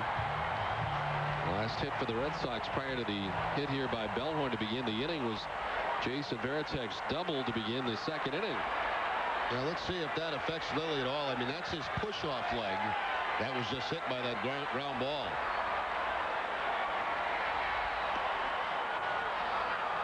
Strike 1 to Millar. A single back in the 1st, a strikeout in the 3rd.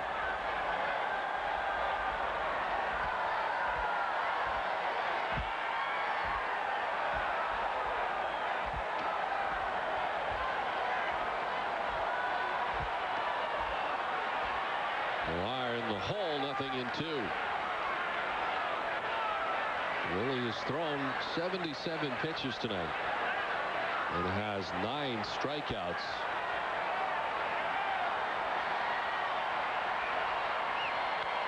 To left field, hit high in the air to left off the bat of Millar. Back there in left to make the catch up against the wall is Simon Pond. And back to the bag at first goes Bellhorn. Well, we mentioned it earlier, Don, very early in the game with that breeze blowing in. Fenway Park certainly plays different, and on most nights, that ball is either off the wall or a home run. I'll tell you what, Simon Pond, for a guy that hasn't played here before, did a pretty nice job with this. He goes right back to the wall and makes the play right up against the wall. You see a lot of left fielders unsure would, back off, and then that ball would bounce low on the wall for a base hit.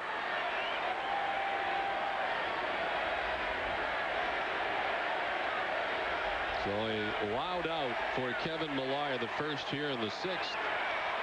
And here's Manny Ramirez, 0 for 2 tonight. It's been a frustrating night for Manny. Grounded into a double play in the 1st, and then struck out looking in the 4th.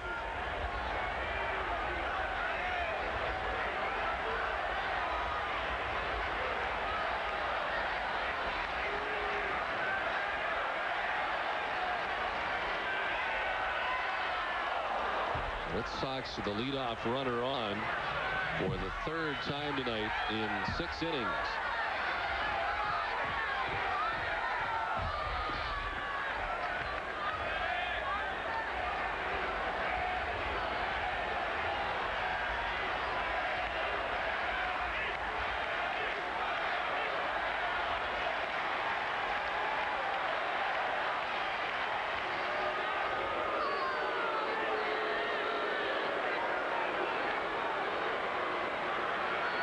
Action now starting in the bullpen too, just in case if that leg continues to bother Lilly. Kirshner and Leitenberg, left-hander, right-hander.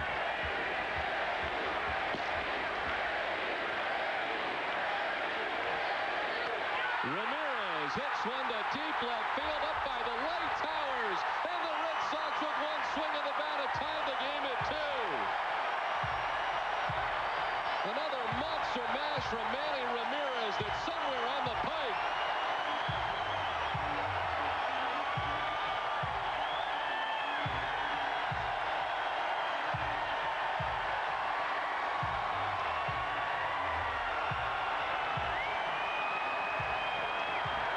Now, Don, I don't know if it has anything to do with him getting hit, but his curveball had not been shot since that time. And Manny Ramirez breaking ball down and in.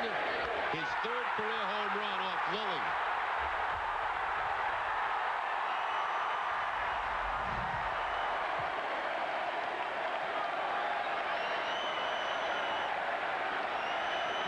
$19 of the last 21 runs allowed have come by the home run against Lilly.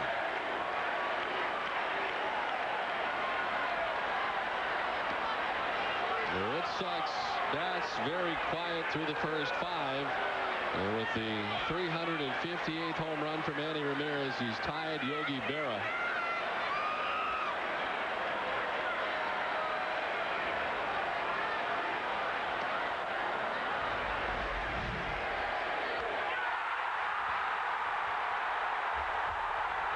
Wow.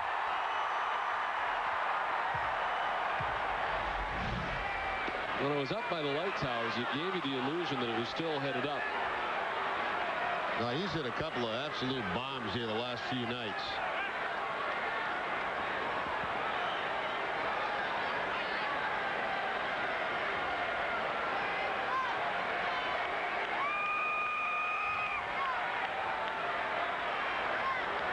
Voracek gets a piece.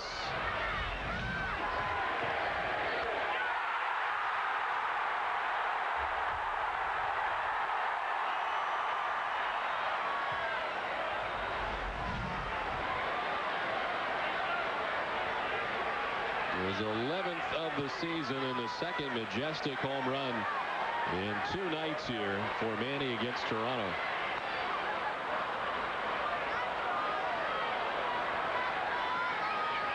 Voracek doubled in the 2nd. He struck out in the 4th.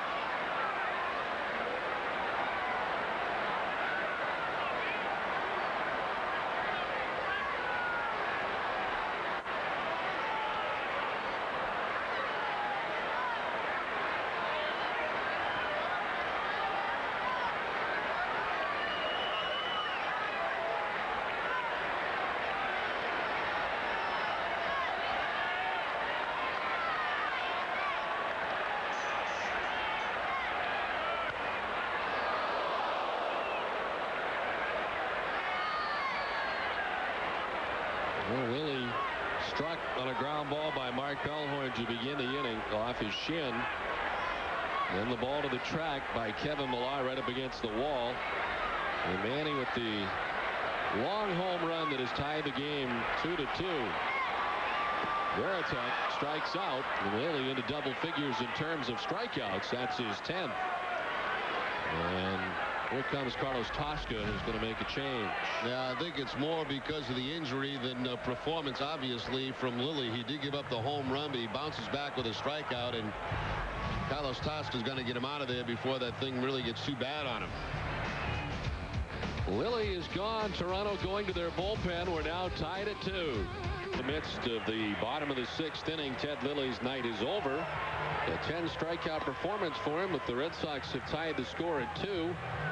As he ends up going 5 2/3 innings, charged with the 2 runs, 2 walks, 10 Ks, and he turns things over to Kerry Lightenberg. Kerry Lightenberg worked in the game last night against the Red Sox, faced 3 batters, allowed 1 hit, a couple of earned runs, and a couple of walks. Overall, his 19th appearance, and it looks like he's going to be facing Papi Ortiz as a pinch hitter.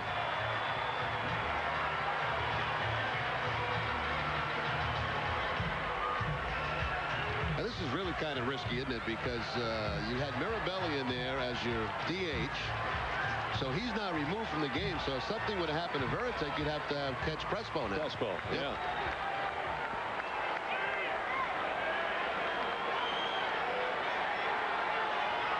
I guess this is sort of going for it here as David Ortiz pinch hits for Doug Mirabelli.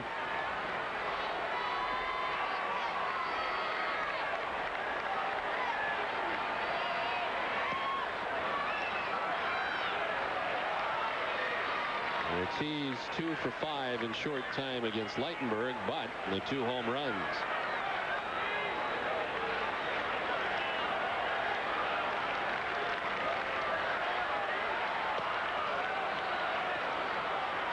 Did he go? No. Aaron Spagnardi, the third base umpire, and Ortiz ahead. 2-0.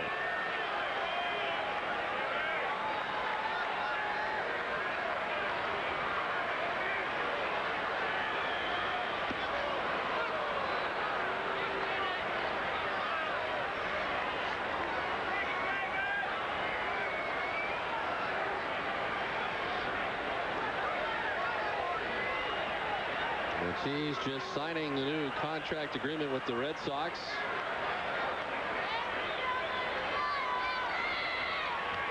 They're fouling this off to even the count up at 2-2. Leads the American League with 16 doubles.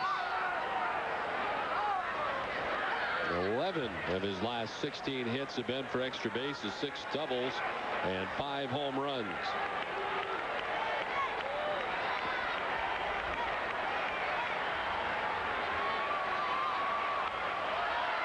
Up foul, back and above us.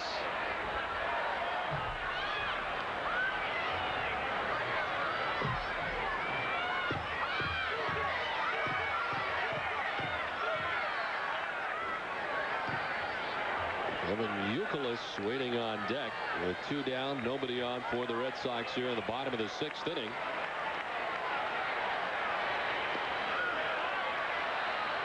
And a full count now to Ortiz.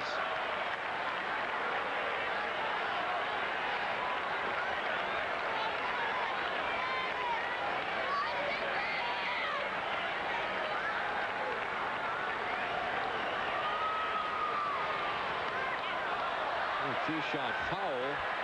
Back into the seats. Greg Zahn gives chase.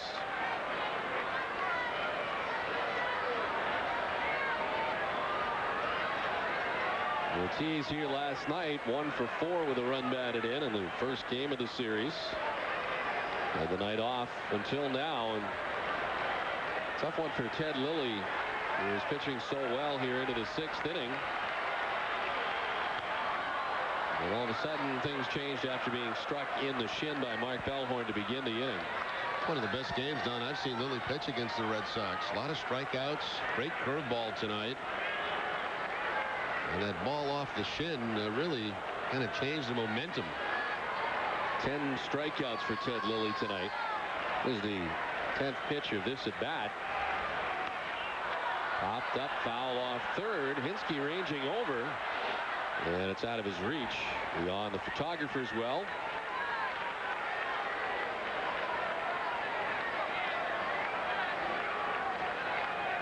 The battle continues.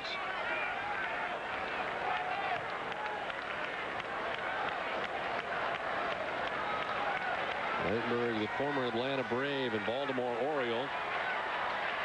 Now with the Toronto Blue Jays, Red Sox have seen a lot of him. And he strikes out Ortiz, the pinch hitter, to conclude the 6th. A monster home run last night for Manny. Another one tonight, and this one ties it at 2.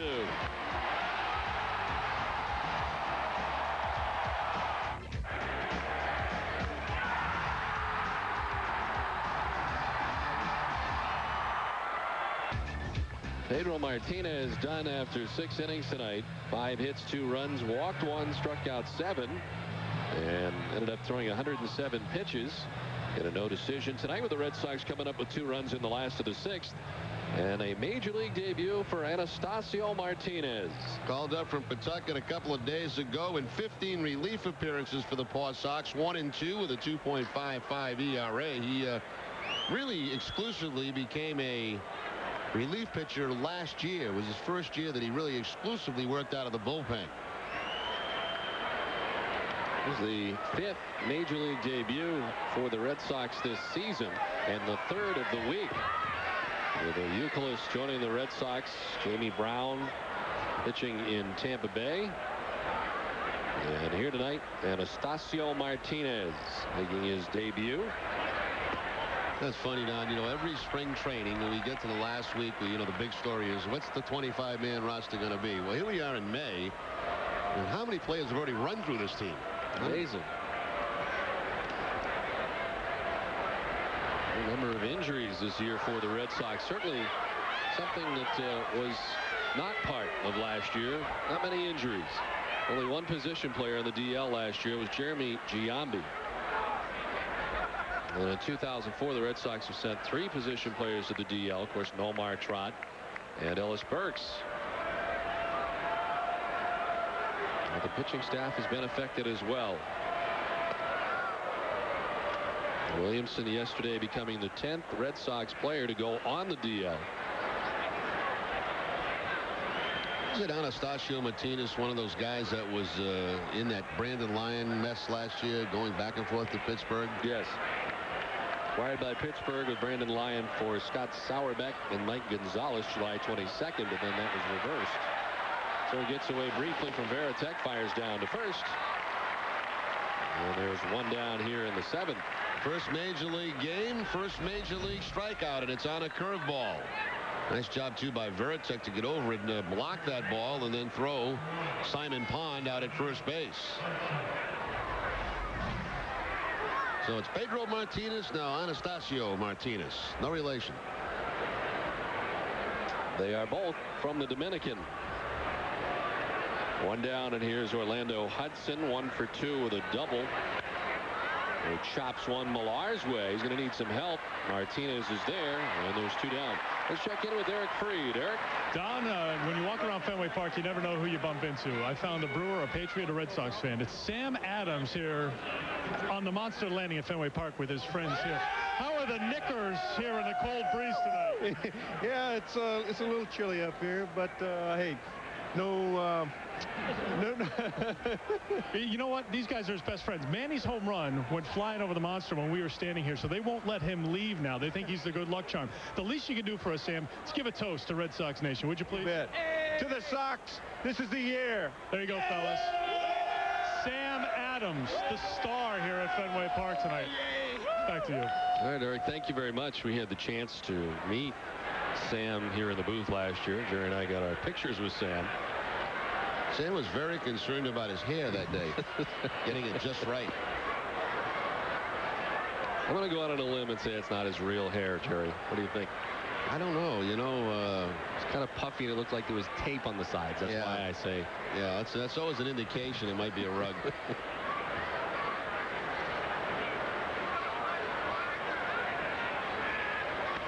And Aquino jolts one to center, but Damon is there.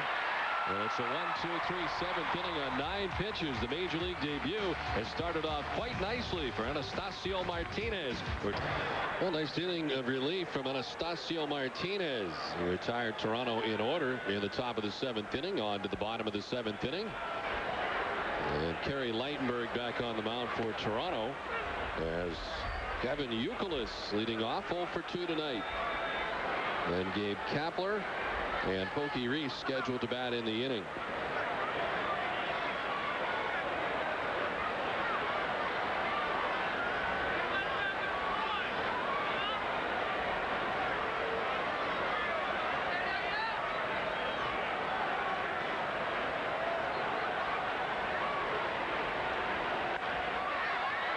Diving at third as Hinsky picks himself up. The throw not in time. Youkilis beats it out. The Red Sox have the lead man on.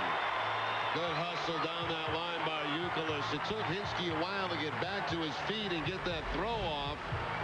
And Youkilis running hard all the way down that first base line gets that all-important leadoff base hit.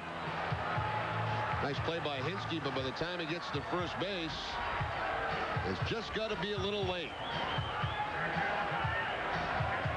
Now it looks like the Red Sox are not going to be sacrificing as Brian Daubach is going to come up to hit for Kapler.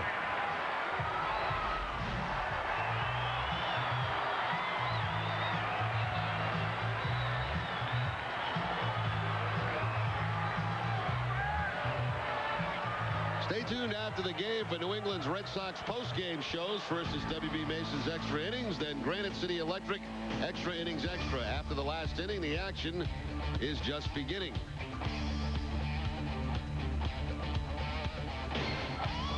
And Brian Daubach scheduled to join the boys after the game in the post-game, and he'll be along, but being called back here, it looks like Toronto's going to make a pitching change with the announcement of Daubach into the game. So new pitcher coming on for the Jays. We're in the midst of the 7th, tied at 2. Pitchers, Kerry Lightenberg still responsible for Youkilis, who's on at first base with the infield hit. Toronto used their 3rd pitcher of the night. Turn things over to left-hander Jason Kirshner.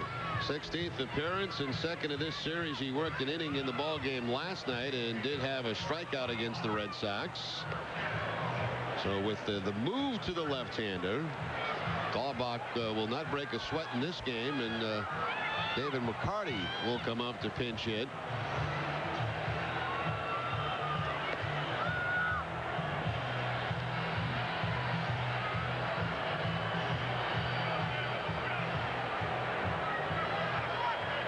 David had .224, a home run, and 6 runs batted in.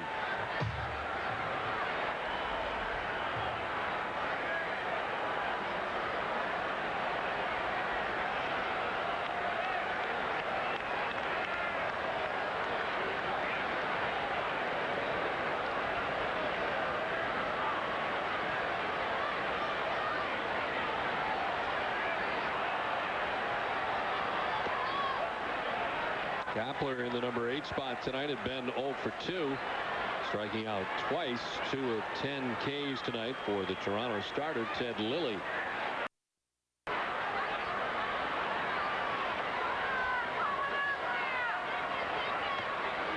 Looking away, and it's 2-0 now to McCarty. And with McCarty in the game now, basically one man left on the bench, Crespo, because Bill Miller, I doubt very much they'd be able to use him. Terry Francona was asked before the game if he could use him as a pinch hitter, and he really wanted to stay away from it at all costs.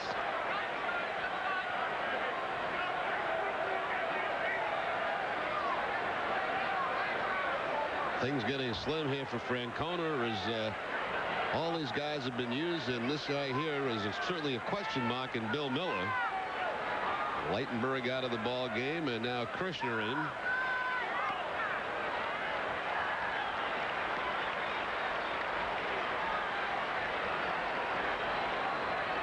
You're under the gun there a little bit. The pitch was about to come in, and then you had to finish up. Finish that up and quickly get to erase that to the lines.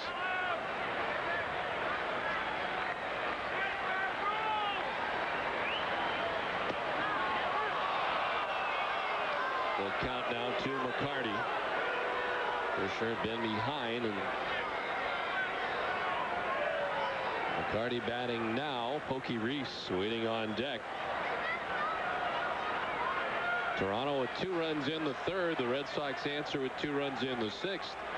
on the 2-run home run by Manny Ramirez.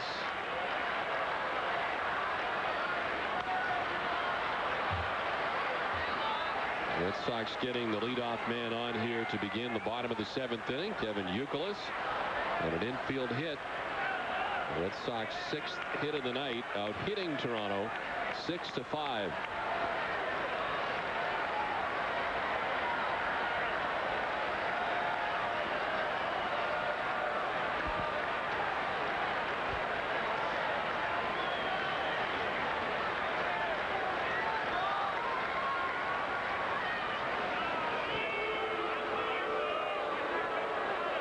Jason Kirshner, 27-year-old left-hander from Scottsdale, Arizona. In his 3rd season with Toronto. Previously with San Diego. His only other major league experience. And he walks McCarty. Lengthy at bat for David McCarty, and he works the walk. First 2 have reached here in the 7th for Boston.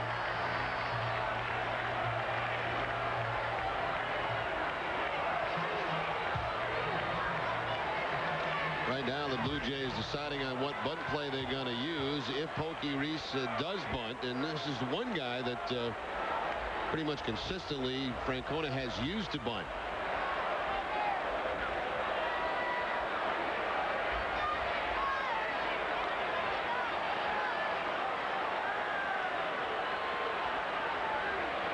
He squares and does not offer.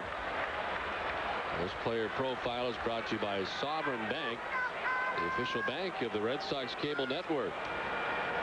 His offensive prowess has been present over the last 20 games.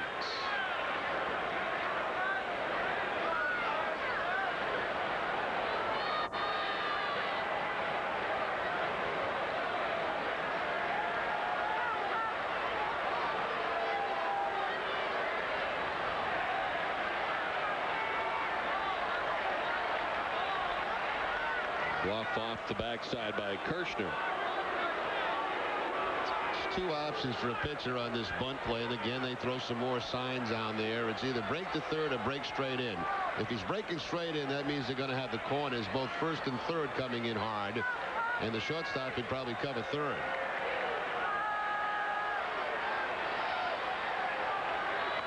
Reese pops it up, but out of the reach of Hinske, charging from third.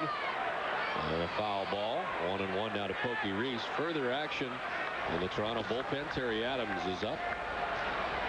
Pretty much a conventional bunt here, as you see Hinske at third base hanging close to the bag, waiting to decide whether or not to charge, and couldn't quite get to that ball. Was not bunted high enough.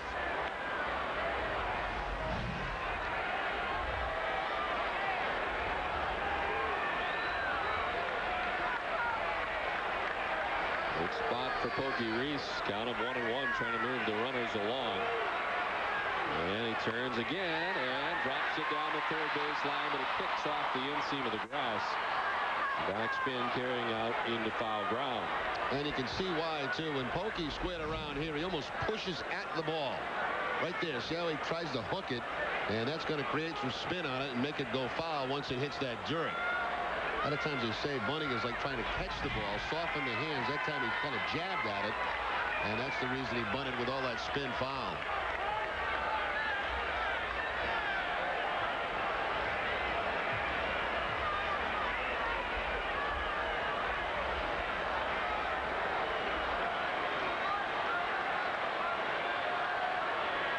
They'll try it with 2 strikes, and he is out. Tried to get the job done with the 2 strikes on him, and strikes out here. Unable to get it down. The Red Sox have 2 on and now 1 down. I'm not sure. It could be Pokey Reese doing this on his own with 2 strikes. And guys do that a lot. You know, if they mess up the first 2 attempts, even though the sign is not on, they try to get it done again. And that time, Pokey bunting it foul, and it goes as a strikeout. What do we got now? We have an injury situation. The trainer joining Carlos Tosca. And he's explained to the umpire it is a medical visit, and the trainer will check out Jason Kirshner.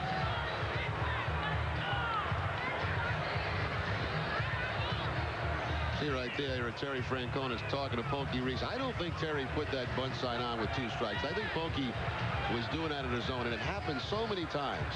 You're asked to get a bunt down in a critical part of the game. You don't get it done with 2 strikes. So on your own, you go ahead and do it again.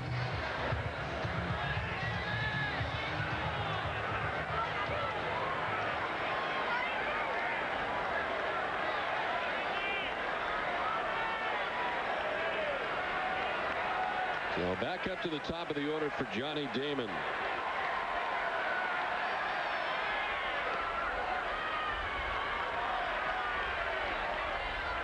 Johnny tonight, a single in the first, a walk in the third, and then grounded out to third base in the 5th inning.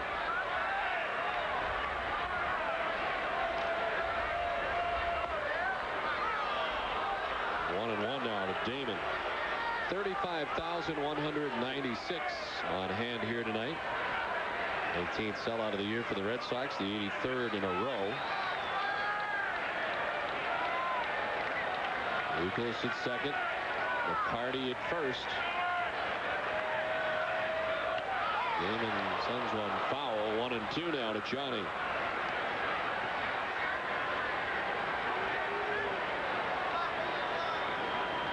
Seventh inning or later has been pretty good for Johnny Damon.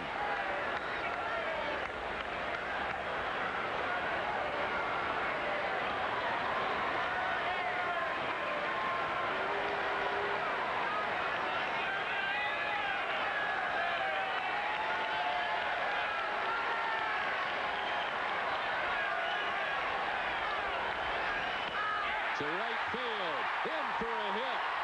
Youkilis being stopped. He will stop halfway down the line and try to get back. As Swaim stopped him, Youkilis was going to try and score, but then looked up and Swaim told him to go back. He threw the brakes on very late. He was halfway down the line. Yeah, that was a good call, too, by Dale Swaim. You know, 1 out, you like to take the chance, but that was a good job in right field by Reed Johnson charging that line drive. He charged hard. He played it on 1 hop. He had the ball before Youkilis was even at third base.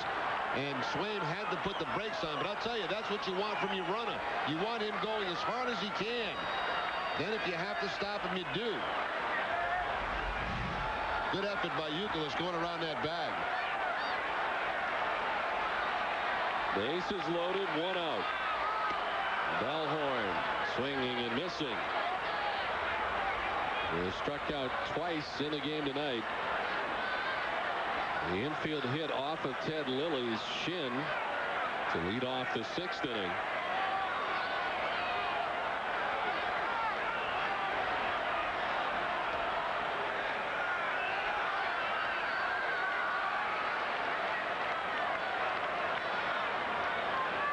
Bellhorn with 1 grand slam to his credit.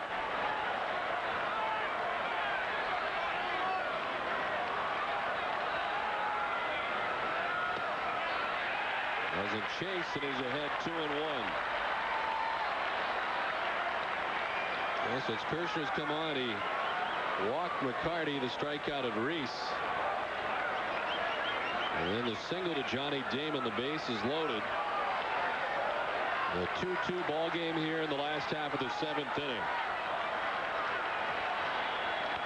On the ground and through into left field, a base hit for Bellhorn. Youkilis scores, and the Red Sox take the 3-2 lead.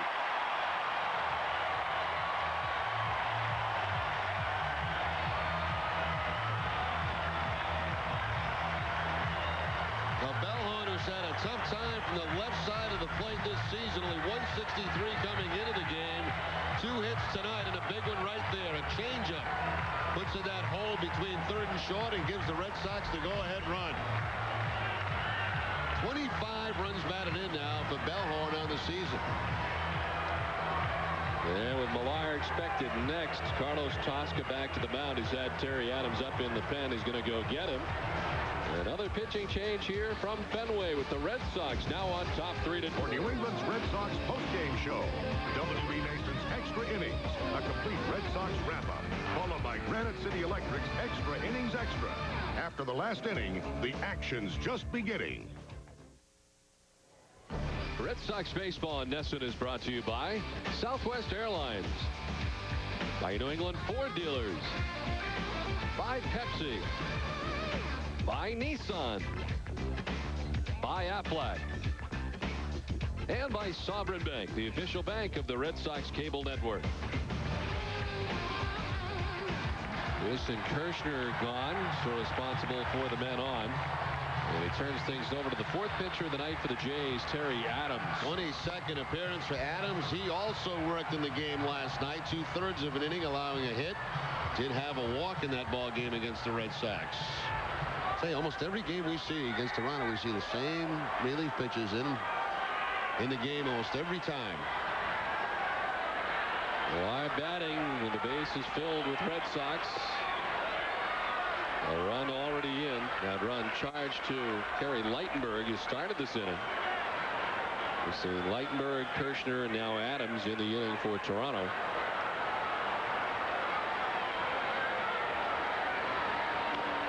Miller chops one down the third baseline. Foul. Hinsky grabbing it in foul ground.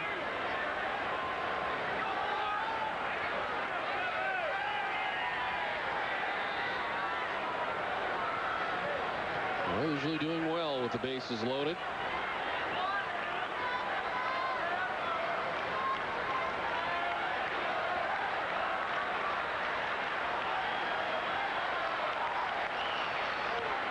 Line down the left field line, back into the seats.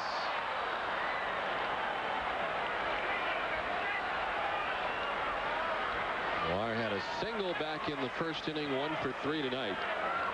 Red Sox have upped their hit total to 8 tonight, out hitting Toronto 8-5. And they have grabbed the lead for the first time tonight. With a run so far here in the bottom of the 7th, now trying to obtain some insurance.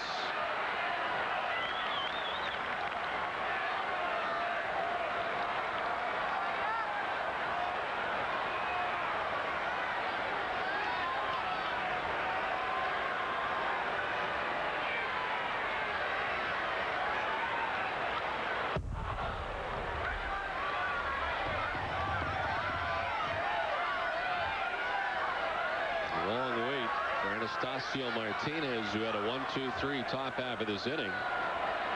Even though the Red Sox have scored just the 1 run so far here in the bottom of the 7th inning. A lot of lengthy at bats, some pitching changes, and it's been a very lengthy inning. 22 minutes. Anastasio Martinez been waiting. Mar gets just a piece, still 1-2. Anastasio in his major league debut tonight. Snappy first inning of relief. 1-2-3 went the Jays.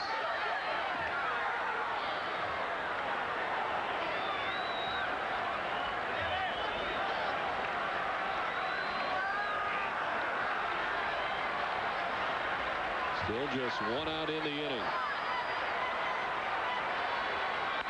On the ground towards short. Menachino to second for 1, on to first. A double play for Toronto. And Adams gets out of any further trouble, but the Red Sox do pull ahead with a run here in the bottom of the 7th inning. Red Sox on top 3-2 at the end of 7. For the game, with Nesson's new 1-hour pregame show, Olympia Sports presents the Boston Globe pregame report. 1 hour before game time on Nesson. 8th inning back at Fenway. Miller goes to right field for the Red Sox from first base. And David McCarty takes over defensively at first. On to the 8th.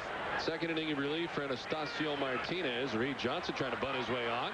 Martinez fields and throws a one-hopper to first that pulls McCarty off the bag. Things started well for Martinez heading over for that bunt, but then when he went down to pick it up, it looked like he slipped a little bit. Never really got into a very good position to make a throw.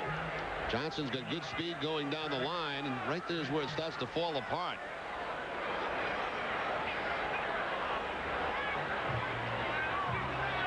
It's like he took his eye off the ball. He looked toward first base before he really had it in his glove. So 1 batter and out here in the 8th for Anastasio Martinez. Alan Embry making his way in. back at Fenway Park. Time now for our Ford fan of the game. This is Drew Nucci and his wife Tara. Drew's from Portland, Maine. It's his 30th birthday, but the reason we have you on is you were a lifelong Yankee fan, and now you're a Red Sox fan. Tell us about the process. Well, there's some rituals with some hot coals involved. Derek sent me a letter asking me not to do it, but last October when Johnny asked me about some hairstyle tips, I figured I was in. So you're a converted Sox fan. Your wife was a lifelong Sox fan, but you got married when he was a Yankee fan, so that was a big bone of contention with your family. Yeah, it was a huge controversy. They tried to steal his Yankees hat and burn it a couple times unsuccessfully, but we might do it after this. Congratulations. Welcome to Red Sox Nation. Our Ford fan of the game, Drew Nucci, now a Sox fan, guys. Well, I think Eric should check his pocket there to see what was added before he gets in trouble for carrying something he doesn't know he has. Did you see that, Jerry, that little transaction that took place? I did, as we look at Alan Embry's numbers. Last time he worked was Wednesday against Tampa Bay. But, yeah, he was getting pickpocketed out there as doing the fan of the game. Happen to know that he keeps his money in that pocket usually, so may have just witnessed a robbery.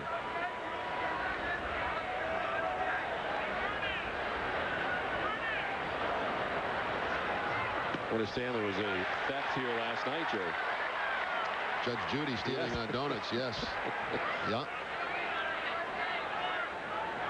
It's either that or that young lady just couldn't keep her hands off the E-man, you know? She's only human.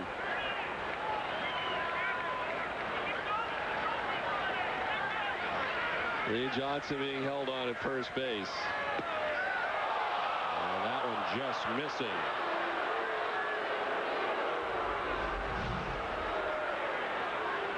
Going for the strikeout down and away, I guess called for being a little bit low.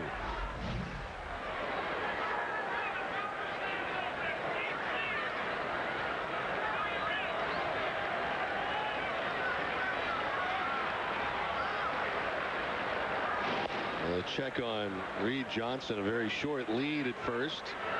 But easily getting back to the bag. Lead man on for Toronto here in the 8th.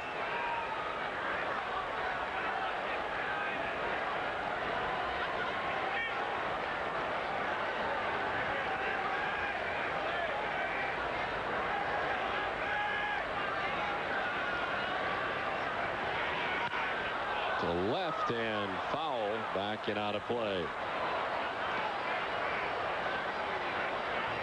Pedro Martinez tonight going 6 innings, 5 hits, 2 runs. He walked 1 and struck out 7. Get a no decision tonight. He went 107 pitches. As Folk warming now in the Red Sox bullpen.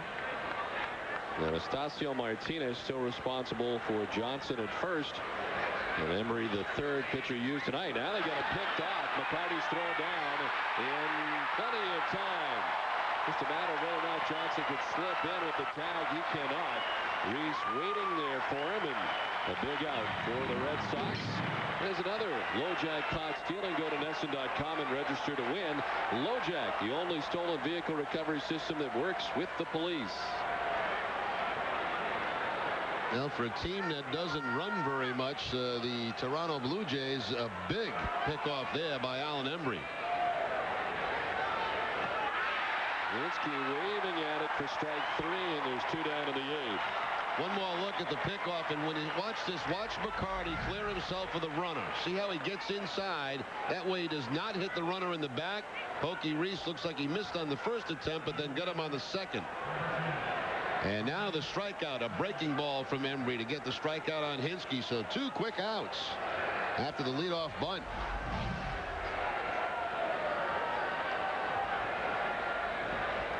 So Toronto had the leadoff man on. He was erased. Hinsky, the number 2 batter, erased. 2 down. And here's Vernon Wells. Wells with a single in the 3rd, 1 for 3 tonight.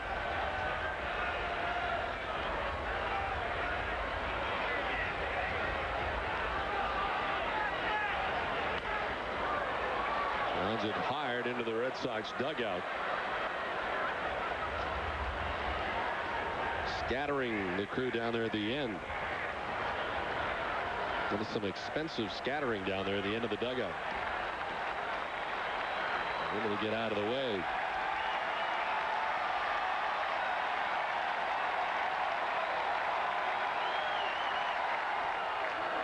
Inside, 1-2 now to Vernon Wells.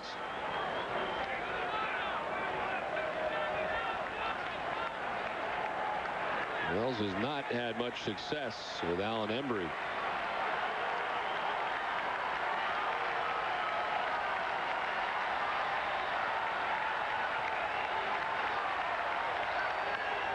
Chopper towards Pokey Reese on the run and in plenty of time. Nice reach from David McCarty at first base. Toronto gone in the 8th. Red Sox on top 3-2 as we head to the top by a run. As Manny's 2-run shot in the 6th. It tied the score at 2. Red Sox getting the go-ahead run last inning.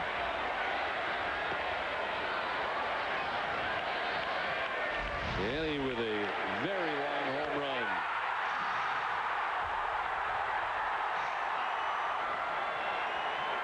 His 11th home run of the year. RBIs 28 and 29.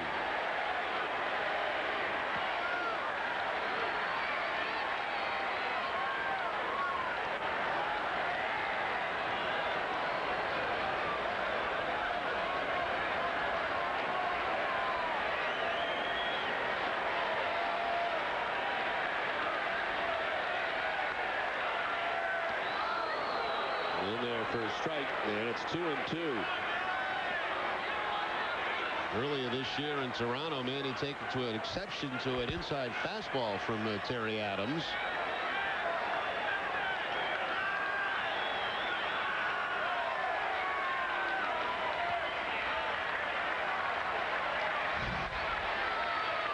Back on April 20th, the ball up and in, and Manny didn't like it very much. But nothing really developed out of that. Adams couldn't believe that Manny reacted like that to that pitch. Ground ball out of the reach of Hinsky and into left. Manny with his second hit of the night. Red Sox have the lead man on in the bottom of the 8th. Now the Red Sox have been doing a lot of scoring late in games recently. Certainly the case here tonight. Lilly was really pitching great baseball until he got hit in the shin. Red Sox get the home run from Manny, get one in the 7th, and now have the leadoff man on here in the 8th.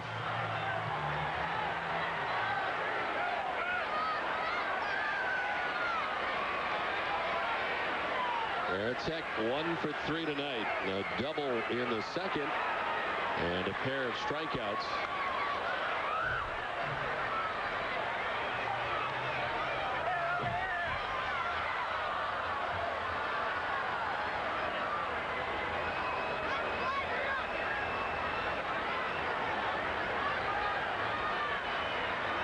For the 5th time tonight in 8 innings, the Red Sox have the lead man on. Line out of the reach of Delgado to right.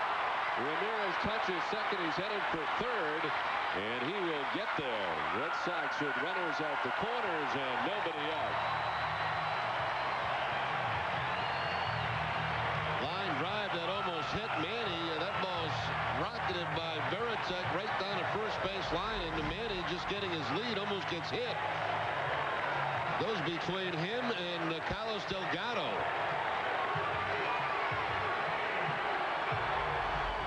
So the Red Sox again threatening to put up more runs here late in the game.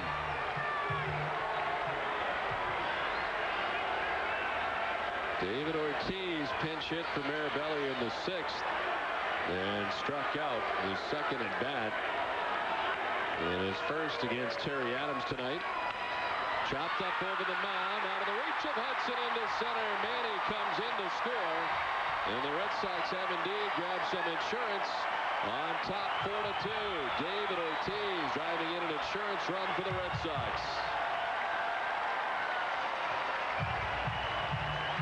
Infield pulled in, certainly cuts down in the range of those infielders, and the ball back up towards second base. Nobody can get to it. And Ortiz picks up the RBI. So David, who sat the first part of this ball game, Now 1 for 2 and a big run batted in. Up over the glove of Adams, past the dive of Orlando Hudson. 3 straight hits off Adams to begin the inning. And here's Kevin Youkilis.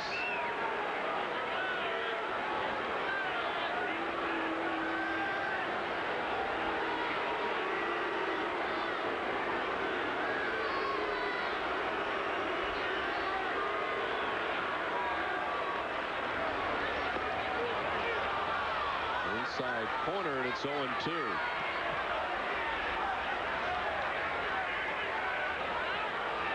Terry Adams last inning, getting Kevin Millar to ground into the inning-ending double play. The base is loaded and preserving at the time a 1-run deficit. Towards second base, Hudson will come. Plate runner is going to now. He's got Veritek hung up. Veritek doing a very good job of getting hung up in the rundown for a long time and allowing the runners to move up into scoring position while he danced up and down the line. Yeah, very good play by Veritek. You want to stay away from the double play. You have to go at third base. He stays in that rundown long enough where Ortiz can go to third and Youkilis can get to second base. I thought Hudson had a chance for a double play just by tagging the runner and going to first, but that also would have allowed a run to score. They're already down by 2.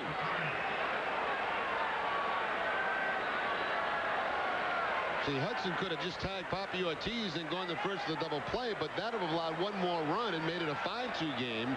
So he goes home. Veritek gets caught in the rundown and gets a couple of men in a scoring position. David McCarty, the pinch hit last inning, walked.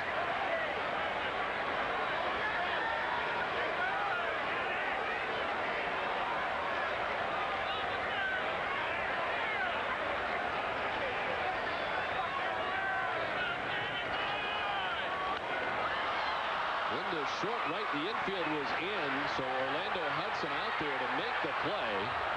And no chance for Ortiz even with his back to the plate. Only about 2 strides out on that outfield grass.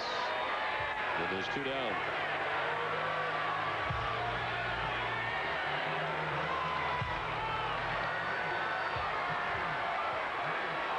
There's Pokey Reese, 0 for 3 tonight.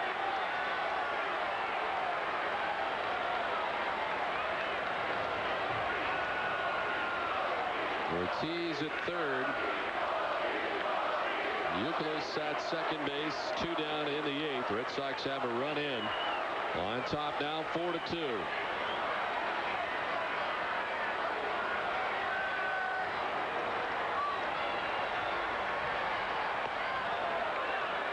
Polk had been up earlier now with the 2 outs in the inning. Is back up again in the Red Sox bullpen.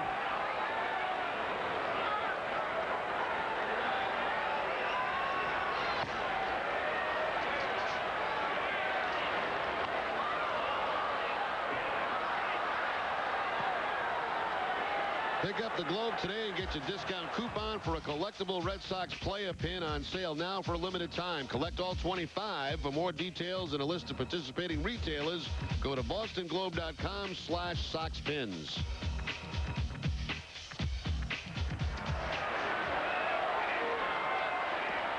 This one gets away from Zon. Ortiz is going to try it. The throw to the plate is going to be not in time. Adams appeared to fall away from the tag, allowing Ortiz to get in. The throw is there, and it looked like Ortiz was going to be very out, but he's very in, and the Red Sox lead it 5-2. Ortiz is out by about 5 feet coming home, but Adams, for some reason, catches this ball from the catcher and falls toward first base. I mean, the throw's going to be there in plenty of time, but he just lost his balance, it looked like. Fell down that first base line, and Ortiz safe at home. So here's a gift for the Red Sox. Wild pitch, and then when Ortiz should have been out at home, he ends up being safe.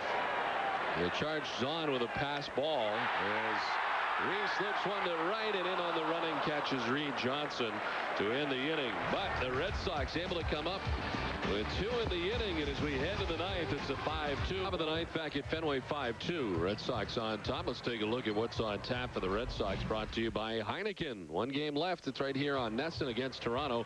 Then Tuesday through Thursday against Oakland, right here on Nesson. All the start times at 7 p.m.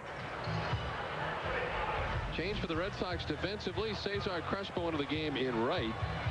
And the Red Sox bringing on their closer, Keith Foulke, for the ninth. Terrific 8 for rate and save opportunities this year for Foulke. His last one coming Wednesday against Tampa Bay, and in that game pitched an inning and a third against the Devil Rays. More breathing room for Foulke when he started warming up. The Red Sox had only a 1-run lead. And Boston able to come up with 2 additional runs in the last of the 8th. And a 3-run pad here for Keith Foulke in the 9th. Delgado, Phelps, and Zahn expected.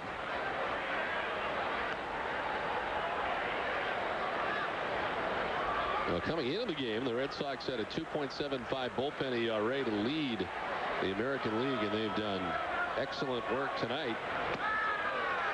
Anastasio Martinez in his major league debut, 1+ scoreless. Now an Embry inning scoreless tonight, and Foulke the 3rd man out of the Boston pen tonight.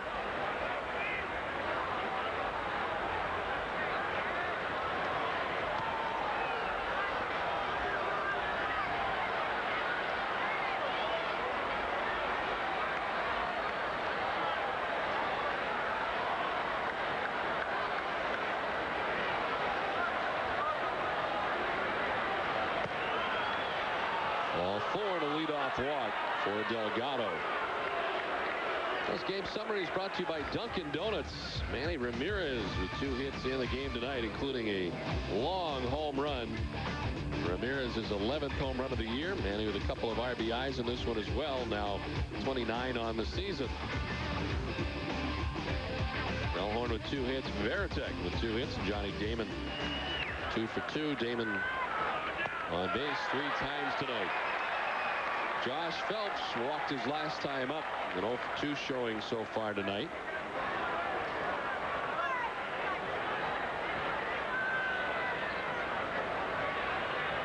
Toronto trying to get some base runners.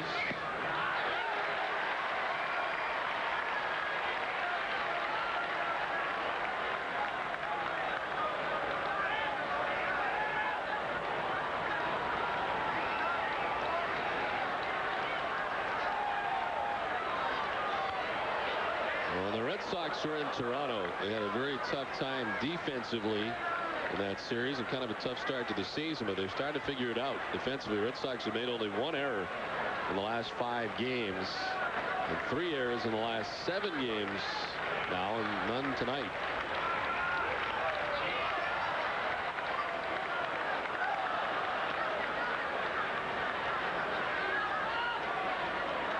Foulke in search of his 9th save of the year.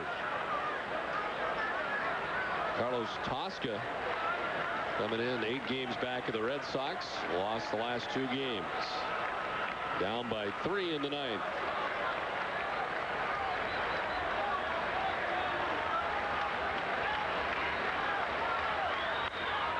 Shot towards Reese. It's short. Backed up on it to second for 1 on to first. Not in time.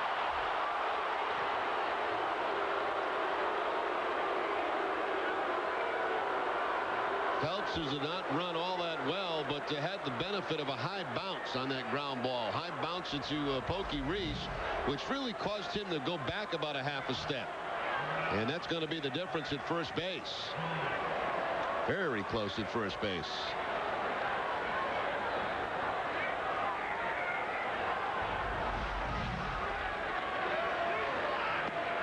One away for Greg Zahn. Toronto catcher singled in the 2nd inning. Sends in a strikeout and a ground out.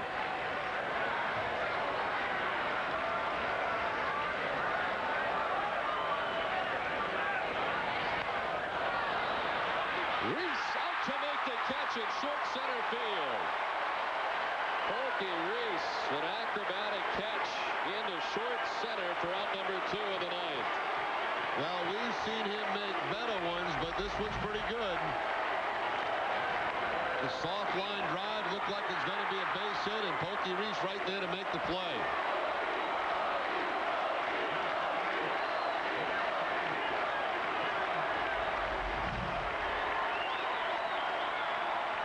Two down in the ninth. And here's Simon Pond, 0 for 3.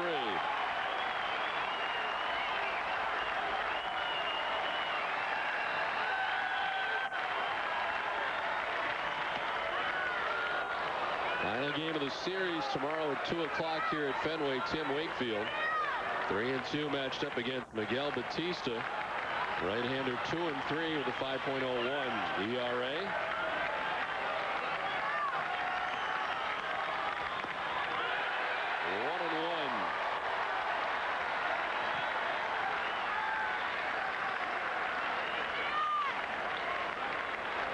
$35,196. Standing at Fenway with 2 down in the ninth. Popped up in on the hands, and that'll reach the screen. Varitek gives it a look.